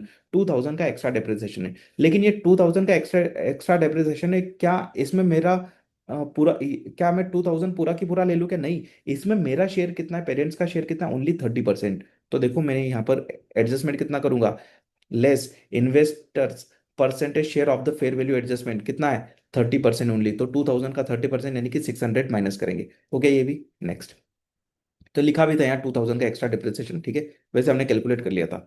For the year ended 31 December 20X1, associates reported profit, profit इन्होंने रिपोर्ट किया कितना, 80,000, including 10,000 impairment loss on assets. तो क्या हुआ होगा, जो एसोसिएट्स है वहां पर असेट्स होगी, तो असेट्स के ऊपर इंपेयरमेंट हुआ होगा, असेट्स के ऊपर, हमारे इन्वेस्टमेंट की बात नहीं कर रहे। सब्सिडरी की जो असेट्स होगी उसमें इंपेयरमेंट हुआ होगा $10,000 का, तो वो उन्होंने माइनस कर दिया, कोई बात नहीं ना, वो एक्सपेंसेस मानते हैं उसको, वो माइनस हो गया। उसके बाद प्रॉफिट कितना है, 80,000। तो ये उलझाने वाला पॉइंट था, ये कंफ्यूज करने वाला पॉइंट था 10,000। ठीक है, तो 80,000 क्या है प्रॉफिट, इसमें हमारा हिस्सा कितना, 30%, तो ले लो। तो देखो ये ऐड ऐड करेंगे इसको, 80,000 का 30%, ये निकल गया 24,000। क्लियर है। डिविडेंड पेड, डिविडेंड कितना पेड किया एसोसिएशन ने, 12,000। 12,000 में हमारा कितना हिस्सा, 30%। चलो डिविडेंड माइनस कर दो, ये देखो डिविडेंड, ठीक है, 30% ये माइनस हो गया। नेक्स्ट, डिविडेंड हो गया। Up stream unrealised profit, up stream कितना है, 5,000, और डाउन स्ट्रीम अनरियलाइज्ड प्रॉफिट कितना है 4000। चाहे अप स्ट्रीम हो डाउन स्ट्रीम हो, सबको हम एक जैसा ही मानते हैं, है ना। हम तो क्या कर लेंगे, 30% रिड्यूस कर लेंगे। तो निकालो इसका 30%। ये देखो 5000 का 30% और 4000 का 30%, ये देखो दोनों माइनस कर दिए। क्लियर है। आगे बढ़ते हैं। रिकवरेबल अमाउंट, अब देखो यहाँ पर अब क्या हो गई, हमने यहाँ पर कैलकुलेशन कर लिया और हमारा यहाँ पर कैरिंग अमाउंट कितना आ रहा है इन्वेस्टमेंट का, ये आ रहा है। एसोसिएट्स में हमने कितना इन्वेस्टमेंट करा है, कैरिंग अमाउंट कितना आ रहा है, ये आ रहा है। ठीक है। लेकिन एक इंफॉर्मेशन और दे दी, रिकवरेबल अमाउंट कितनी है, इस इन्वेस्टमेंट की रिकवरेबल अमाउंट है ओनली 118,000, और हम कितने पर दिखा रहे हैं हमारे इन्वेस्टमेंट को, 127,000। मतलब इम्पेयरमेंट, कितना इम्पेयरमेंट लॉस बुक करना पड़ेगा, कैरिंग अमाउंट ज्यादा है ना रिकवरेबल अमाउंट से, कैरिंग अमाउंट कितनी ज्यादा है, तो हम उसको माइनस कर देंगे। तो देखो कंपेयर करो, 118 वर्सेस 127, मैं एक्सेल में ले जाता हूँ। 127 100, ये क्या है आपकी कैरिंग अमाउंट है। रिकवरेबल अमाउंट कितनी है, रिकवरेबल अमाउंट है ओनली 118, दिस माइनस कर दूं तो 9100 का क्या है इम्पेयरमेंट है। आपकी कैरिंग अमाउंट ज्यादा है रिकवरेबल अमाउंट से, तो इम्पेयरमेंट लॉस बुक करना पड़ेगा 9100। अब ये पूरा की पूरा मेरा ही है ना, क्योंकि मेरा इन्वेस्टमेंट यानी कि एसोसिएट्स का इन्वेस्टमेंट है ये, तो उसकी वैल्यू कम हो रही है। सब एसोसिएट्स के एसेट्स की वैल्यू कम नहीं हो रही, ध्यान रखना। किसकी वैल्यू कम हो रही है, ये पूरी की पूरी हमारा इन्वेस्टमेंट की वैल्यू कम हो रही है। सर यहाँ पर क्या था, 10,000 था फॉर एग्जाम्पल के लिए, ये 10,000 का इम्पेयरमेंट लॉस होता और ये बुक नहीं किया हुआ होता अभी, अलग से होता। तो इस 10,000 में से मेरा कितना हिस्सा, 30%। तो 30% करते, ये तो इन्वेस्टमेंट ही मेरा है ना, हमारे इन्वेस्टमेंट की वैल्यू कम हो रही है, एसोसिएट्स के असेट्स की वैल्यू कम नहीं हो रही, ध्यान रखना, हमारे इन्वेस्टमेंट की वैल्यू कम हो रही है। ये डिफरेंस है, यहां पर बच्चे कंफ्यूज होते हैं। चलो, तो क्या आ जाएगा कैरिंग अमाउंट फाइनल आपका, इंपेयरमेंट लॉस माइनस करने के बाद भी ये आ जाएगा। चलो नेक्स्ट, अब है ना इसका एक्सट्रैक्ट देखो कि एसपीएल में क्या जाएगा, यहां पर भी कंफ्यूज होते हैं बच्चे। एसपीएल में क्या जाता है, प्रॉफिट जाता है ना, क्या जाता है प्रॉफिट। अगर मान के चलो इस क्वेश्चन में कोई भी एडजस्टमेंट नहीं होता, कोई भी एडजस्टमेंट नहीं होता, तो कितना ले जाते आप, ये ले जाते ना, कहाँ है शेयर ऑफ प्रॉफिट, ये रहा, 24,000 जाता, कितना जाता 24 दिखाते आप। जब आप एसपीएल बनाओगे तो एसपीएल में कितना दिखाते आप, 24,000 शेयर मिला हमें, कहाँ से, एसोसिएट से, ये दिखाते, सिंगल लाइन आइटम दिखाते। कंसोलिडेशन की तरह हम थोड़ी ना सारी इनकम और एक्सपेंसेस को कंसोलिडेट करते हैं, हम सिंगल लाइन आइटम दिखाते, कैसे दिखाते, सिंगल लाइन आइटम दिखाते। लेकिन इस क्वेश्चन में एडजस्टमेंट है तो वो एडजस्टमेंट कर लो, एक्सेप्ट डिविडेंड को छोड़ के, डिविडेंड रिड्यूस मत करना। तो क्या करा, जैसे देखो, फेयर वैल्यू एडजस्टमेंट, ये डेप्रिसिएशन माइनस किया, अनरियलाइज्ड प्रॉफिट हमने माइनस कर दिया, तो ये वैल्यू आ गई। ठीक है, डेप्रिसिएशन मत माइनस करना। ठीक है, इंपेयरमेंट लॉस आपका एक्सपेंसेस है वो माइनस कर दो, ये कर दिया, तो ये आपका फाइनल वैल्यू आ जाएगा जो कि आपके एसपीएल में जाएगा। ठीक है। चलो, तो कंसोलिडेटेड एसपीएल में क्या जाएगा वो मैंने आपको बता दिया, 11,600 का अमाउंट जाएगा। चलो नेक्स्ट आपका disposal of subsidiary. Disposal of subsidiary का मतलब हम क्या कर रहे हैं, यहाँ पर हमारा जो होल्डिंग था, जो हमने शेयर एक्वायर करे थे उसको सेल कर रहे हैं। तो आपके एसएससी एफआर लेवल पर जो क्वेश्चन आएगा वो फुल डिस्पोजल का आएगा, है ना। आपके सिलेबस में क्या है, ओनली फुल डिस्पोजल है, पार्शियल डिस्पोजल नहीं है। मतलब आपने एग्जाम्पल के लिए 80% शेयर्स एक्वायर्ड किए थे, तो आप पूरे के पूरे 80% शेयर सेल कर रहे हो, पार्शली नहीं कि 20% सेल कर रहे हो 30% नहीं, आप पूरे के पूरे क्या कर रहे हो, यहाँ पर सेल कर रहे हो। तो फुल डिस्पोजल है आपके सिलेबस में। चलो, अब इस केस में क्या होगा, अब जब सेल करोगे तो आपको गेन या लॉस होगा, वही कैलकुलेट करना होता है हमें। कैसे करेंगे, एग्जांपल के थ्रू समझाता हूँ।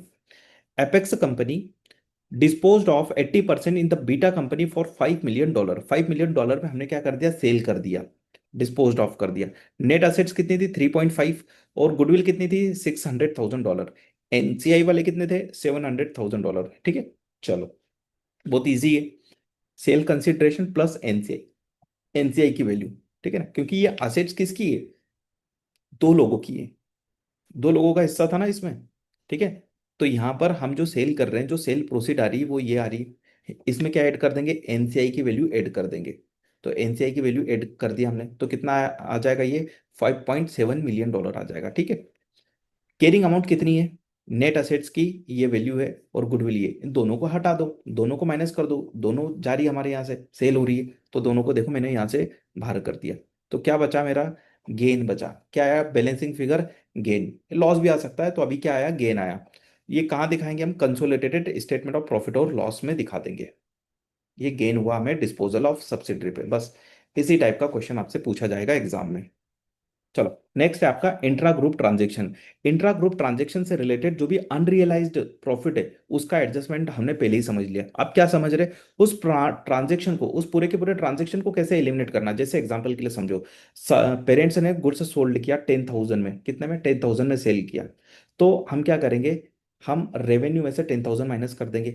अब ये कॉस्ट बन गया होगा सब्सिडरी की, तो हम कॉस्ट ऑफ सेल्स में से भी 10,000 माइनस कर देंगे। ठीक। क्रेडिट पर सेल्स किया, तो यहाँ पर क्या बन गए, रिसीवेबल बन गया। और सब्सिडरी की बुक्स में क्या बन गया, पेबल बन गया। तो हम यहाँ से रिसीवेबल्स हटा देंगे, यहाँ से पेबल्स हटा देंगे, तो हम क्या एंट्री पास करेंगे, payables account debit, receivable account credit. मतलब हम क्या कर रहे हैं, पूरे के पूरे बैलेंसेस को एलिमिनेट कर रहे हैं। अब इस केस में कुछ कैश इन ट्रांजिट भी रहता है, गुड्स इन ट्रांजिट भी रहता है, तो उसका कैसे ट्रीटमेंट करेंगे, चलो आओ समझते हैं। अब ये ना बहुत इंपॉर्टेंट एडजस्टमेंट है। जब भी हम इंट्रा ग्रुप बैलेंसेस को एलिमिनेट करते हैं, तो उसके पहले ये एडजस्टमेंट करना होता है। क्यों करना होता है, जरा समझते हैं। एक्सेल में ले जाता हूँ आपको, एग्जांपल के साथ समझाता हूँ पूरी सिचुएशन की क्या हो रहा है।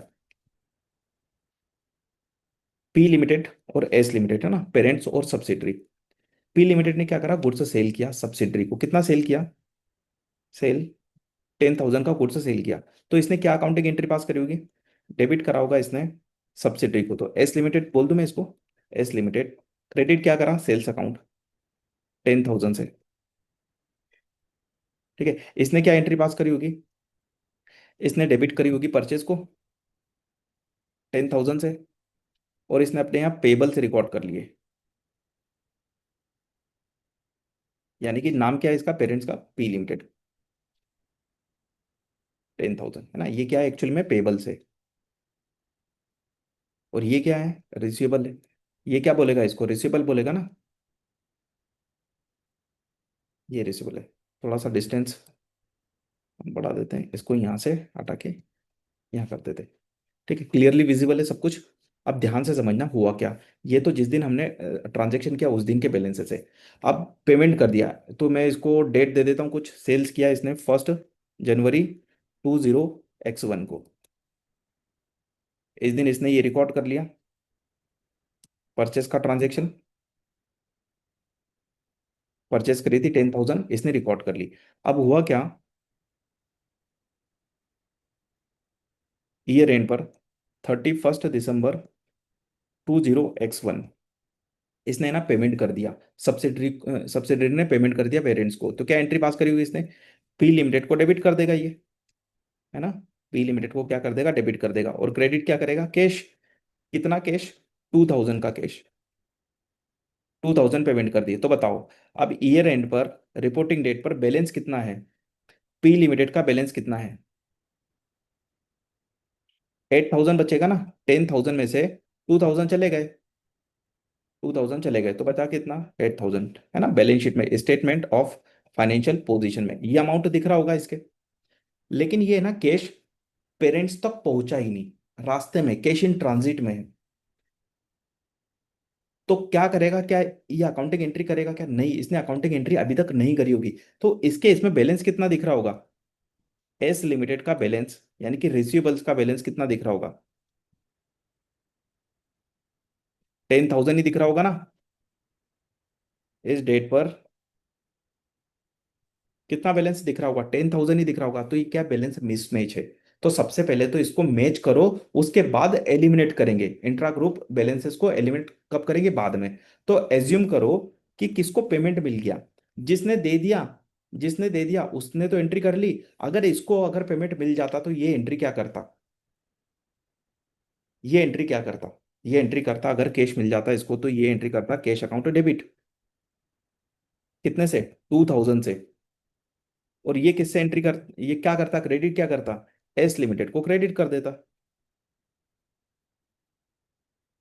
2,000, है ना। यानी कि अल्टीमेटली क्या कर रहा है, cash account debit to receivable कर रहा है। समझ में आ रहा है। चलो, अब हमने ये कैश इन ट्रांजिट की एंट्री तो कर ली। अब इससे क्या हुआ, अब बैलेंसेस निकालो वापिस से, एस लिमिटेड का बैलेंस निकालो। ये एंट्री करने का बाद अब बैलेंस कितना आएगा, 8,000 आएगा, है ना। 10,000 था, 10,000 में से 2,000 रिसीव्ड हो गया, तो ये हो गया आपका 8,000। क्या आप बैलेंसेस मैच कर रहे हैं क्या? हाँ, बैलेंसेस मैच कर रहे हैं। देखो 8,000, पी लिमिटेड क्या बोल रहा है मुझे, एस लिमिटेड से 8,000 लेना है, और ये क्या बोल रहा है, ये 8,000 देने का बोल रहा है, मतलब अब इक्वल होगा बैलेंसेस। अब ये बैलेंसेस इक्वल हो जाने के बाद हम क्या करते हैं फिर, हम इंट्रा ग्रुप बैलेंसेस को रिमूव करते हैं। तो ध्यान रखना, सबसे पहले हमें बैलेंसेस को मैच करना पड़ेगा, उसके बाद ही रिमूव कर पाएंगे प्रॉपरली। तो क्या करेंगे अब यहाँ पर एंट्री, देखो कंसोलिडेशन में एंट्री क्या होगी वो समझो। यहाँ पर एस लिमिटेड क्या है, रिसीवेबल है, तो रिसीवेबल को हमें क्या करना पड़ेगा, क्रेडिट करना पड़ेगा। क्या करना पड़ेगा, क्रेडिट करना पड़ेगा। तो मैं कर देता हूँ इसको क्रेडिट। डेबिट क्या करूंगा, डेबिट करूंगा पी लिमिटेड को। कितने से, 8,000 से। तो जैसे ही मैं ये एंट्री पास कर दूंगा, जैसे ही मैं ये एंट्री पास कर दूंगा, क्या हो जाएगा, मेरा बैलेंस एलिमिनेट हो जाएंगे, रिसीवेबल पेबल एलिमिनेट हो जाएंगे। ठीक है, चलो। अब यहां पर देखो, है ना, तो मैंने सब कुछ लिखा हुआ है। हर केस में ध्यान रखना, कैश इन ट्रांजिट के हर केस में क्या होगा, बैंक आपका डेबिट होगा और इंटर कंपनी रिसीवेबल्स को क्रेडिट करोगे। ये एक शॉर्टकट मैं बता रहा हूं आपको, आपको सोचने की जरूरत ही नहीं है। जब भी कैश इन ट्रांजिट आए तो क्या करना, बैंक को डेबिट कर देना। लेकिन कहाँ करोगे, तो जैसे देखो, पेरेंट्स ने पेड कर दिया लेकिन सब्सिडरी ने रिसीव्ड नहीं करा, तो सब्सिडरी ने रिसीव्ड नहीं करा ना, तो सब्सिडरी करेगी, क्या करेगी सब्सिडरी, बैंक अकाउंट को डेबिट करेगी। मैंने लिखा भी है सब्सिडरी करेगी ये, है ना, और रिसीवेबल कम हो जाएंगे। अगर सब्सिडरी ने पेड करा है और पेरेंट ने रिकॉर्ड नहीं करा, तो फिर कौन एंट्री करेगा, पेरेंट करेगा ना, तो क्या करेंगे, बैंक को डेबिट करेगा पेरेंट, और क्रेडिट क्या हो जाएगी, inter company receivables, that's it. है ना, मतलब जिसने अकाउंटिंग एंट्री नहीं करी ना, वो अकाउंटिंग एंट्री अगर कर लेता तो क्या होता, वो हमें करना है बस। चलो, इस क्वेश्चन के थ्रू मैं आपको समझाता हूं। अभी मैंने एक एग्जांपल के थ्रू समझाया, इस क्वेश्चन से भी समझ लो फटाफट। पी लिमिटेड क्या है, ऑन से 100% of S limited. At 31 December 20x1 P limited trade receivables include 50,000 due from S limited. है ना, तो ये जो पी लिमिटेड है, इसके trade receivable, total trade receivable कितने, 150,000। इसमें से 50,000 तो किससे लेना है, एस लिमिटेड से लेना है, यानी कि सब्सिडरी से लेना है ओनली। है ना, 100,000 किससे लेना है, अदर होंगे कोई, है ना। तो यहां पर हमने देखा कि 50,000 तो किससे लेना है, हमें सब्सिडरी से, बस इतना ही याद रखो, क्योंकि यही इंटर इंटर ग्रुप बैलेंसेस है। S limited trade payables include 40,000 due to P limited. S limited क्या बोल रहा है, मुझे तो $40,000 ही पे करना है, यानी कि ये जो ट्रेड पेबल्स है, ये तो बहुत सारे ट्रेड पेबल है टोटल, इसमें से 40,000 किससे रिलेटेड है, पेरेंट से रिलेटेड है। तो 40,000 ये क्या है, इंटर ग्रुप बैलेंसेस है, हमें इसको एलिमिनेट करना है। किसको देना, ये बोल रहा है 40,000, ये मांग रहा है 50,000। डिफरेंसेस है ना कुछ क्यों डिफरेंसेस है, देखते हैं आगे। On 30 December S limited paid 10,000 to P limited. P limited को पेमेंट कर दिया था, मतलब एस लिमिटेड ने एंट्री कर दी होगी इसकी। तो देखो, S limited recorded the payment, S limited ने एंट्री करी, क्या एंट्री करी होगी इसने, इसने पेबल्स अकाउंट डेबिट कर दिया होगा, यानी कि पेरेंट्स को डेबिट कर दिया और क्रेडिट कर दिया बैंक। ठीक। P limited has not yet recorded the receipt, लेकिन पी ने अभी तक एंट्री नहीं करी। अगर पी एंट्री कर देता तो क्या होता, पी के यहां पर भी बैलेंस 40,000 आ जाता। चलो कर देते हैं। तो देखो नेक्स्ट एंट्री क्या करेंगे वो देखो, एडजस्टमेंट, बस इतना ही देखो आप, और कुछ मत देखो। Bank account debit to trade receivable, जैसे ही हमने ये अकाउंटिंग एंट्री पास कर दी पेरेंट्स के बुक में, है ना, यहाँ पर पेरेंट्स की बुक में रिसीवेबल्स कम हो गए, क्या हो गए, रिसीवेबल्स कम हो गए। Now inter company balances match, 40,000 receivable और 40,000 पेबल दोनों एक प्लेटफॉर्म पर आ गए। रिसीवेबल भी कितने हो गए, 40,000, पेबल्स भी कितने हो गए, 40,000 इस एंट्री के बाद। चलो, अब क्या करेंगे हम, इंट्रा ग्रुप बैलेंसेस को हम एलिमिनेट कर दे, तो क्या करना पड़ेगा, पेबल्स को डेबिट कर दो, रिसीवेबल्स को क्रेडिट कर दो। ये हो गया पेबल्स क्रेडिट, डेबिट, और रिसीवेबल्स क्रेडिट हो गया। Consolidated statement of financial position का एक्सट्रैक्ट, तो कैसे दिखेगा फाइनल लुक देखो। बिफोर एडजस्टमेंट, ये एडजस्टमेंट करने से पहले हमारे पास बैंक बैलेंस कितना था, ये था।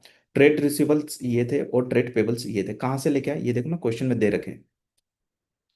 बैंक बैलेंस कितना था, 40 प्लस 35, दोनों को मिला के कितना था, 75।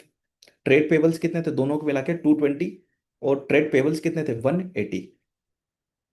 तो ये मैंने लिखा हुआ है यहाँ पर समरी में। जैसे ये हमने करा एडजस्टमेंट, तो क्या हुआ, सबसे पहले देखो बैंक, बैंक में 10,000 बढ़ गए, है ना। जैसे ही 10,000 रिकॉर्ड कर लिए, किसने रिकॉर्ड कर लिए, सर अभी हमने रिकॉर्ड करा ना, एक एंट्री पास करी, बैंक अकाउंट डेबिट, ये देखो ये वाली। तो इससे क्या हो गया, इससे बैंक बढ़ गया ना 10,000, तो देखो लिख दिया मैंने 85,000 इंक्रीज हो गया। ट्रेड रिसीवेबल्स, ट्रेड रिसीवेबल से देखो यहाँ पर 10,000 से हमने क्या कर दिया, ट्रेड रिसीवेबल्स कम कर दिए। क्योंकि ये अकाउंटिंग एंट्री पास नहीं करी थी, है ना। मतलब ये देखो ना, हमने बैंक इधर बढ़ा दी और इधर से रिसीवेबल्स कम कर दिए, दैट्स इट, अभी भी सेम इफेक्ट है। अब क्या करा, जैसे हमने ये एंट्री पास कर दी, अब हम क्या कर रहे हैं, इंट्रा ग्रुप बैलेंसेस को रिड्यूस कर रहे हैं। तो ये एंट्री पास करी हमने, तो इसकी वजह से क्या हो जाएगा, आपके रिसीवेबल्स कम हो गए। ये देखो 40,000 से रिसीवेबल्स कम हो गए, ये दिखा दिया। और फाइनल बैलेंस ये आ जाएगा। पेबल्स कम करेंगे ऐसे ही, ये देखो पेबल्स। तो अल्टीमेटली जो हमने अकाउंटिंग एंट्री करी, उसी के अकॉर्डिंग हम ये एडजस्टमेंट करेंगे। ये लॉजिकली समझ में नहीं आता बच्चों को, यहाँ पर कंफ्यूज होते रहते हैं, सर यहाँ पर आपने 10,000 प्लस क्यों करा। ये अकाउंटिंग एंट्री पास कर दी ना हमने, तो बैलेंस बढ़ जाएगा। बैलेंस बढ़ गया तो एक बैलेंस बढ़ा, तो एक बैलेंस कम भी तो हुआ 10,000। ठीक है। तो अब एक प्लेटफॉर्म पर आ गए हमारे रिसीवेबल पेपर्स, उनको एलिमिनेट कर दो। अल्टीमेटली हमें यही एलिमिनेट करना था, लेकिन कैश इन ट्रांजिट में था, इस वजह से नहीं कर पा रहे थे। चलो अब गुड्स का केस देख लेते हैं, गुड्स इन ट्रांजिट हो तो कैसे करेंगे। जस्ट अभी जो समझाना बस वैसे ही करना है हमें। अब समझो यहाँ क्या होगा, एग्जाम्पल के थ्रू समझा रहा हूँ। पी लिमिटेड रिसीवेबल्स इंक्लूड कितना है, 40,000। और एस लिमिटेड क्या बोल रहा है, 32,000 ही पे करना है। ऐसा क्यों डिफरेंस आ रहा होगा। The difference relate to goods worth 8,000 dispatch by the parents before the year end. Parents ने गुड्स सेल कर दिया 8,000 का, लेकिन पहुंचा नहीं है अभी तक सब्सिडरी के पास में। तो पेरेंट्स ने तो क्या कर दिया, अपने रिसीवेबल से इंक्रीज कर दिए, लेकिन क्या अभी यहाँ पर सब्सिडरी ने एंट्री कर ली, क्या नहीं, उसके पास तो गुड्स पहुंचा ही नहीं है। तो हम क्या एज्यूम करेंगे, अगर उसके पास गुड्स पहुंच जाता तो वो क्या एंट्री करता, उसकी इन्वेंट्री बढ़ जाती सब्सिडरी की, तो इन्वेंट्री अकाउंट डेबिट हो जाता, और क्या हो जाता, पेबल्स अकाउंट क्रेडिट हो जाता। तो क्या बढ़ रही है, इन्वेंट्री बढ़ रही है। पिछले केस में कैश बढ़ रहा था, इस केस में क्या है, इन्वेंट्री है। तो इन्वेंट्री को बढ़ा दो और पेबल्स को बढ़ा दो, तो दोनों एक ही प्लेटफॉर्म पर आ जाएंगे। अब पेरेंट्स क्या बोल रहा है, मुझे 40,000 लेना है, ये अकाउंटिंग एंट्री करने के बाद सब्सिडरी भी बोल रहा है कि मुझे 40,000 देना है, दैट्स इट। अब बैलेंसेस को क्या कर दो, एलिमिनेट कर दो। डेबिट कर दो पेबल्स को और क्रेडिट कर दो रिसीवेबल्स को, खत्म। देखो एंट्री क्या करेंगे, एडजस्टमेंट एंट्री, कितना अमाउंट था वो देख लो।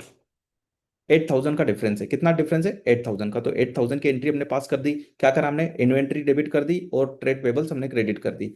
और फिर क्या करेंगे, इंट्रा ग्रुप जो भी ट्रांजेक्शन है उसको एलिमिनेट कर दो। तो पेबल्स को डेबिट कर दो और रिसीवेबल्स को क्रेडिट कर दो। ये हो गया इंट्रा ग्रुप बैलेंस एलिमिनेशन, है ना। फाइनल लुक कैसे दिखेगा, फाइनल लुक में देखो, ये कहाँ से आया अमाउंट, क्वेश्चन में दे रखा है, तो हम तो प्लस माइनस वाले को देखते हैं। तो इन्वेंट्री बढ़ गई, तो इन्वेंट्री बढ़ाना पड़ेगी गुड्स इन ट्रांजिट के नाम से। तो ये देखो हमारा इन्वेंट्री बढ़ा, पेबल्स भी बढ़ा हमारा, तो पेबल से बढ़ा दो, देखो प्लस कर दो पेबल्स में 8,000। अब क्या कम करना है हमें, पेबल्स और रिसीवेबल दोनों भी कम करना है, क्योंकि इंट्रा ग्रुप बैलेंसेस है। तो हम क्या करते हैं, सबसे पहले इक्वल करते हैं, दोनों बैलेंसेस को इक्वल करते हैं, फिर एलिमिनेट करते हैं। तो देखो हमने यहाँ से एलिमिनेट कर दिया, 40,000 यहाँ से एलिमिनेट करा, 40,000 यहाँ से एलिमिनेट करा। समझ में आ गया। चलो चलो, नेक्स्ट आपका intra group loan and interest है। अब देखो सेम वही की वही चीज कर रहे हैं, तो हम ज्यादा रिपीटेशन नहीं करेंगे, कंसेप्ट समझा देता हूँ क्या होता है। देखो लोन बैलेंसेस है, मतलब पेरेंट्स ने लोन दिया सब्सिडरी को या सब्सिडरी ने लोन दिया पेरेंट्स को, बात एक ही है ना। मतलब बैलेंसेस है, अभी भी बैलेंसेस आउटस्टैंडिंग है। तो हमें क्या करना पड़ेगा, आउटस्टैंडिंग बैलेंसेस को एलिमिनेट करना पड़ेगा, दैट्स इट। लोन दिया $50,000 का पेरेंट्स ने सब्सिडरी को, तो सब्सिडरी क्या दिखा रही, पेबल दिखा रही। ये क्या दिखा रही, रिसीवेबल, मुझे लेना है सब्सिडरी से, ये बोल रहा है मुझे सब्सिडरी को पे करना है। तो क्या करेंगे, लाइबिलिटी को डेबिट कर दो, असेट्स को क्रेडिट कर दो। मतलब पेबल्स को डेबिट और रिसीवेबल को क्रेडिट कर दो, दैट्स इट, एलिमिनेट हो गया। अब इनकम और एक्सपेंसेस की बात करते हैं। लोन के ऊपर इंटरेस्ट लग रहा होगा, तो जो भी इंटरेस्ट इनकम बुक करी होगी, है ना।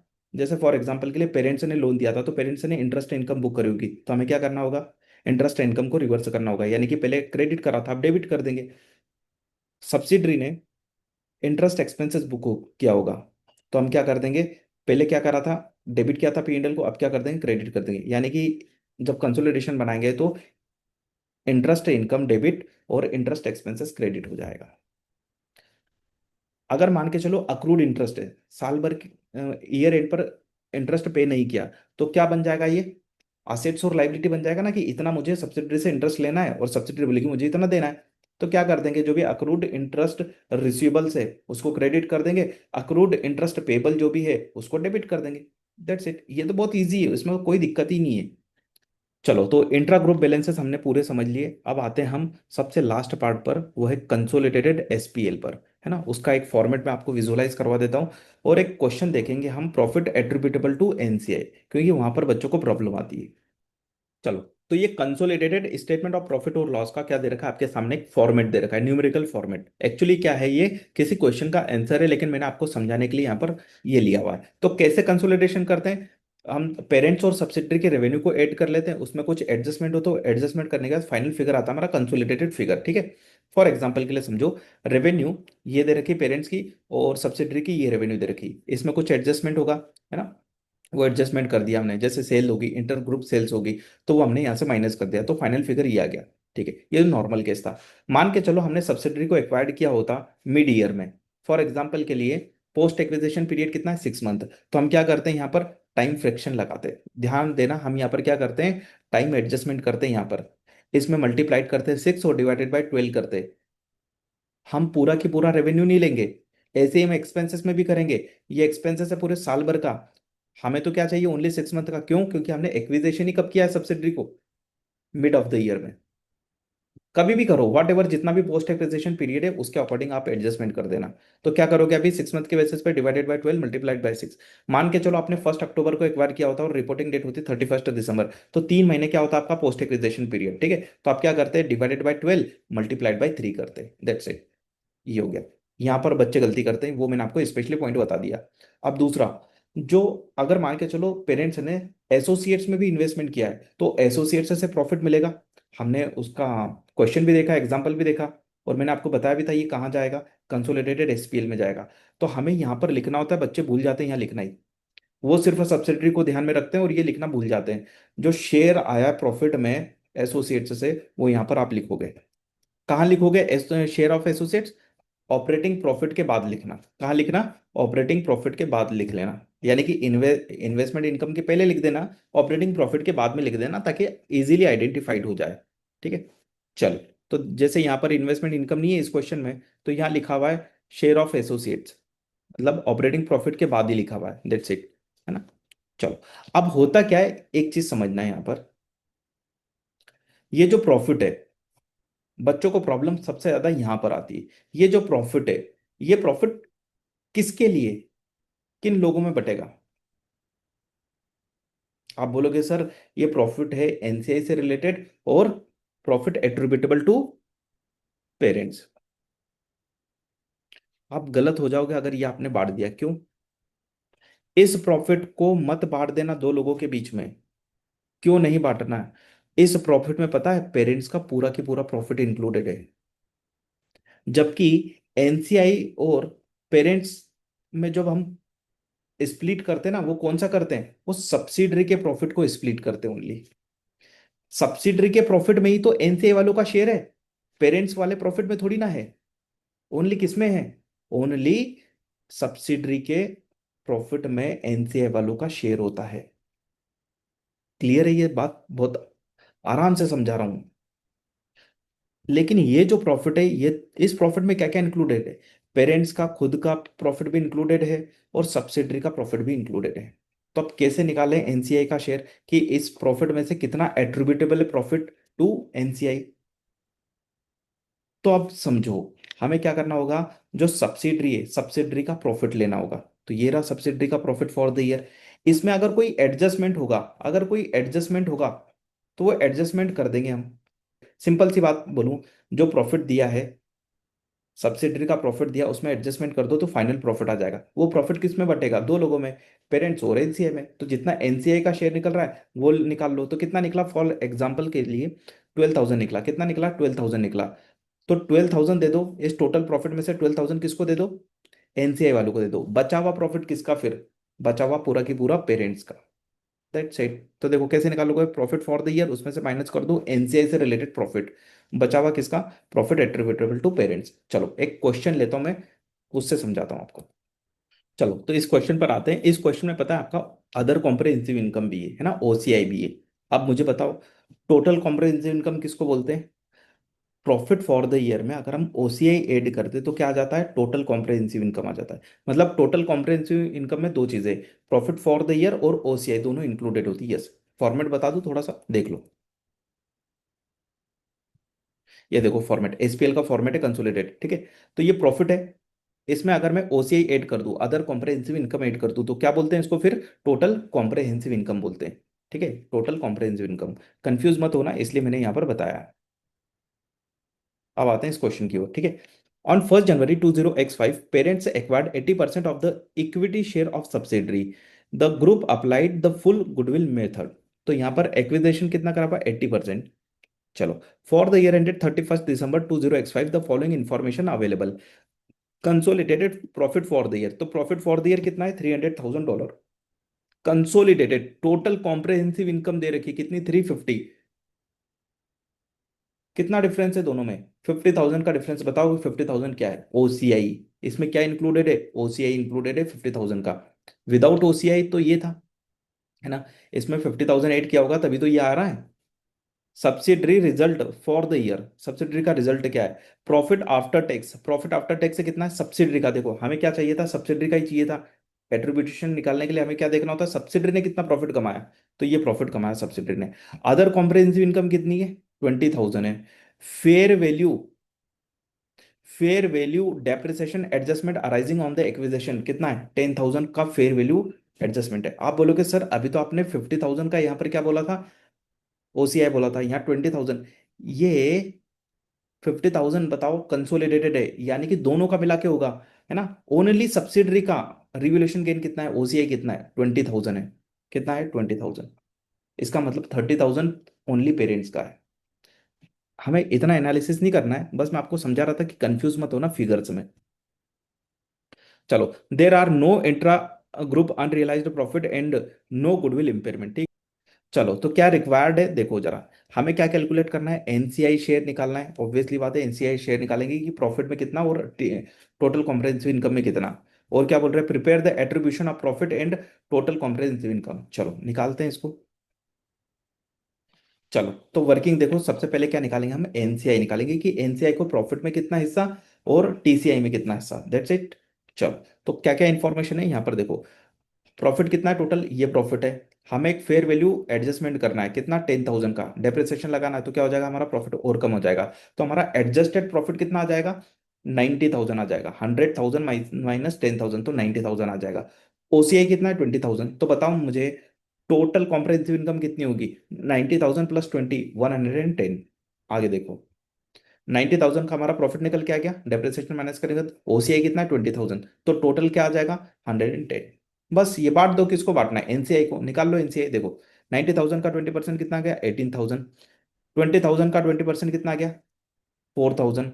तो टोटल कितना हो गया, 18 + 4 कितना होता है, 22,000। आप ऐसे निकाल लो या डायरेक्टली 110 मल्टीप्लाइड बाय 20 कर दो, तो कितना आ जाएगा, 22,000। ठीक है, तो ये निकाल लिया हमने, इतना एनसीआई वालों का शेयर है। तो अब जो भी टोटल प्रॉफिट है, टोटल प्रॉफिट है, कंसोलिडेटेड प्रॉफिट है, उसमें से एनसीआई वालों का शेयर हटा दो, तो बचेगा किसका, profit attributable to parent, that's it. देखो, प्रॉफिट एट्रीब्यूशन सबसे पहले क्या करेंगे, हम प्रॉफिट का एट्रीब्यूशन करेंगे। टोटल प्रॉफिट कितना है, 300,000। ये कंसोलिडेटेड प्रॉफिट क्वेश्चन में दे रखा है। कंसोलिडेटेड में क्या क्या इंक्लूडेड होता है, पेरेंट्स का प्लस सब्सिडरी का प्रॉफिट इंक्लूडेड है, इतना। अब इसमें से एनसीए वालों को कितना देना है, वो हमने निकाल लिया, कितना देना है, 18,000। कितना देना है, 18,000। तो देखो 18,000 हमने लिख दिया। नॉन कंट्रोलिंग इंटरेस्ट है ना, profit attributable to non controlling interest. अब बचा किसका फिर, पेरेंट्स का। तो वो देखो बैलेंसिंग फिगर निकाल लिया, ये टोटल है। टोटल में से 18,000 माइनस कर दिया, तो क्या आ गया, बैलेंसिंग फिगर। तो देखो कैसे लिखते हैं, attributable to owners of the parents कितना आएगा, $282,000। अब टोटल कॉम्प्रिहेंसिव इनकम एट्रीब्यूट करना है, तो कैसे निकालोगे, टोटल कॉम्प्रिहेंसिव इनकम है कितनी, कंसोलिडेशन में देखो 350, है ना। तो 350, 350 में से एनसीए वालों को कितना देना है, वो निकाल लो पहले। ये देखो निकाला हमने 22,000, कितना देना है, टीसीआई में से 22,000, तो बचा किसका, पेरेंट्स का। ये देखो 350 में से हमने 22 माइनस कर दिया एनसीआई वालों का, तो कितना बचा, 328, है ना। तो यहाँ पर हम ऐसे प्रेजेंट करते हैं, प्रॉफ टीसीआई एट्रीब्यूटेबल टू, किसको एट्रीब्यूटेबल है, ऑनर्स को। कितनी, सबसे पहले एनसीए वालों को दे दो, एनसीए वालों का लिख दो, फिर बाकी जो बचेगा बैलेंसिंग फिगर वो किसका है, ऑनर्स ऑफ द पेरेंट। ठीक है, चलिए इसी के साथ ये क्वेश्चन यहाँ पर कंप्लीट हुआ, और हमारा ग्रुप अकाउंटिंग का डिटेल रिवीजन भी यहाँ पर कंप्लीट हो गया। अगर आपको वीडियो अच्छा लगा हो तो प्लीज़ लाइक कर देना, कमेंट कर देना, और हमारे चैनल को सब्सक्राइब कर देना। ओके बाय एवरीवन, मिलते किसी नेक्स्ट वीडियो लेक्चर में।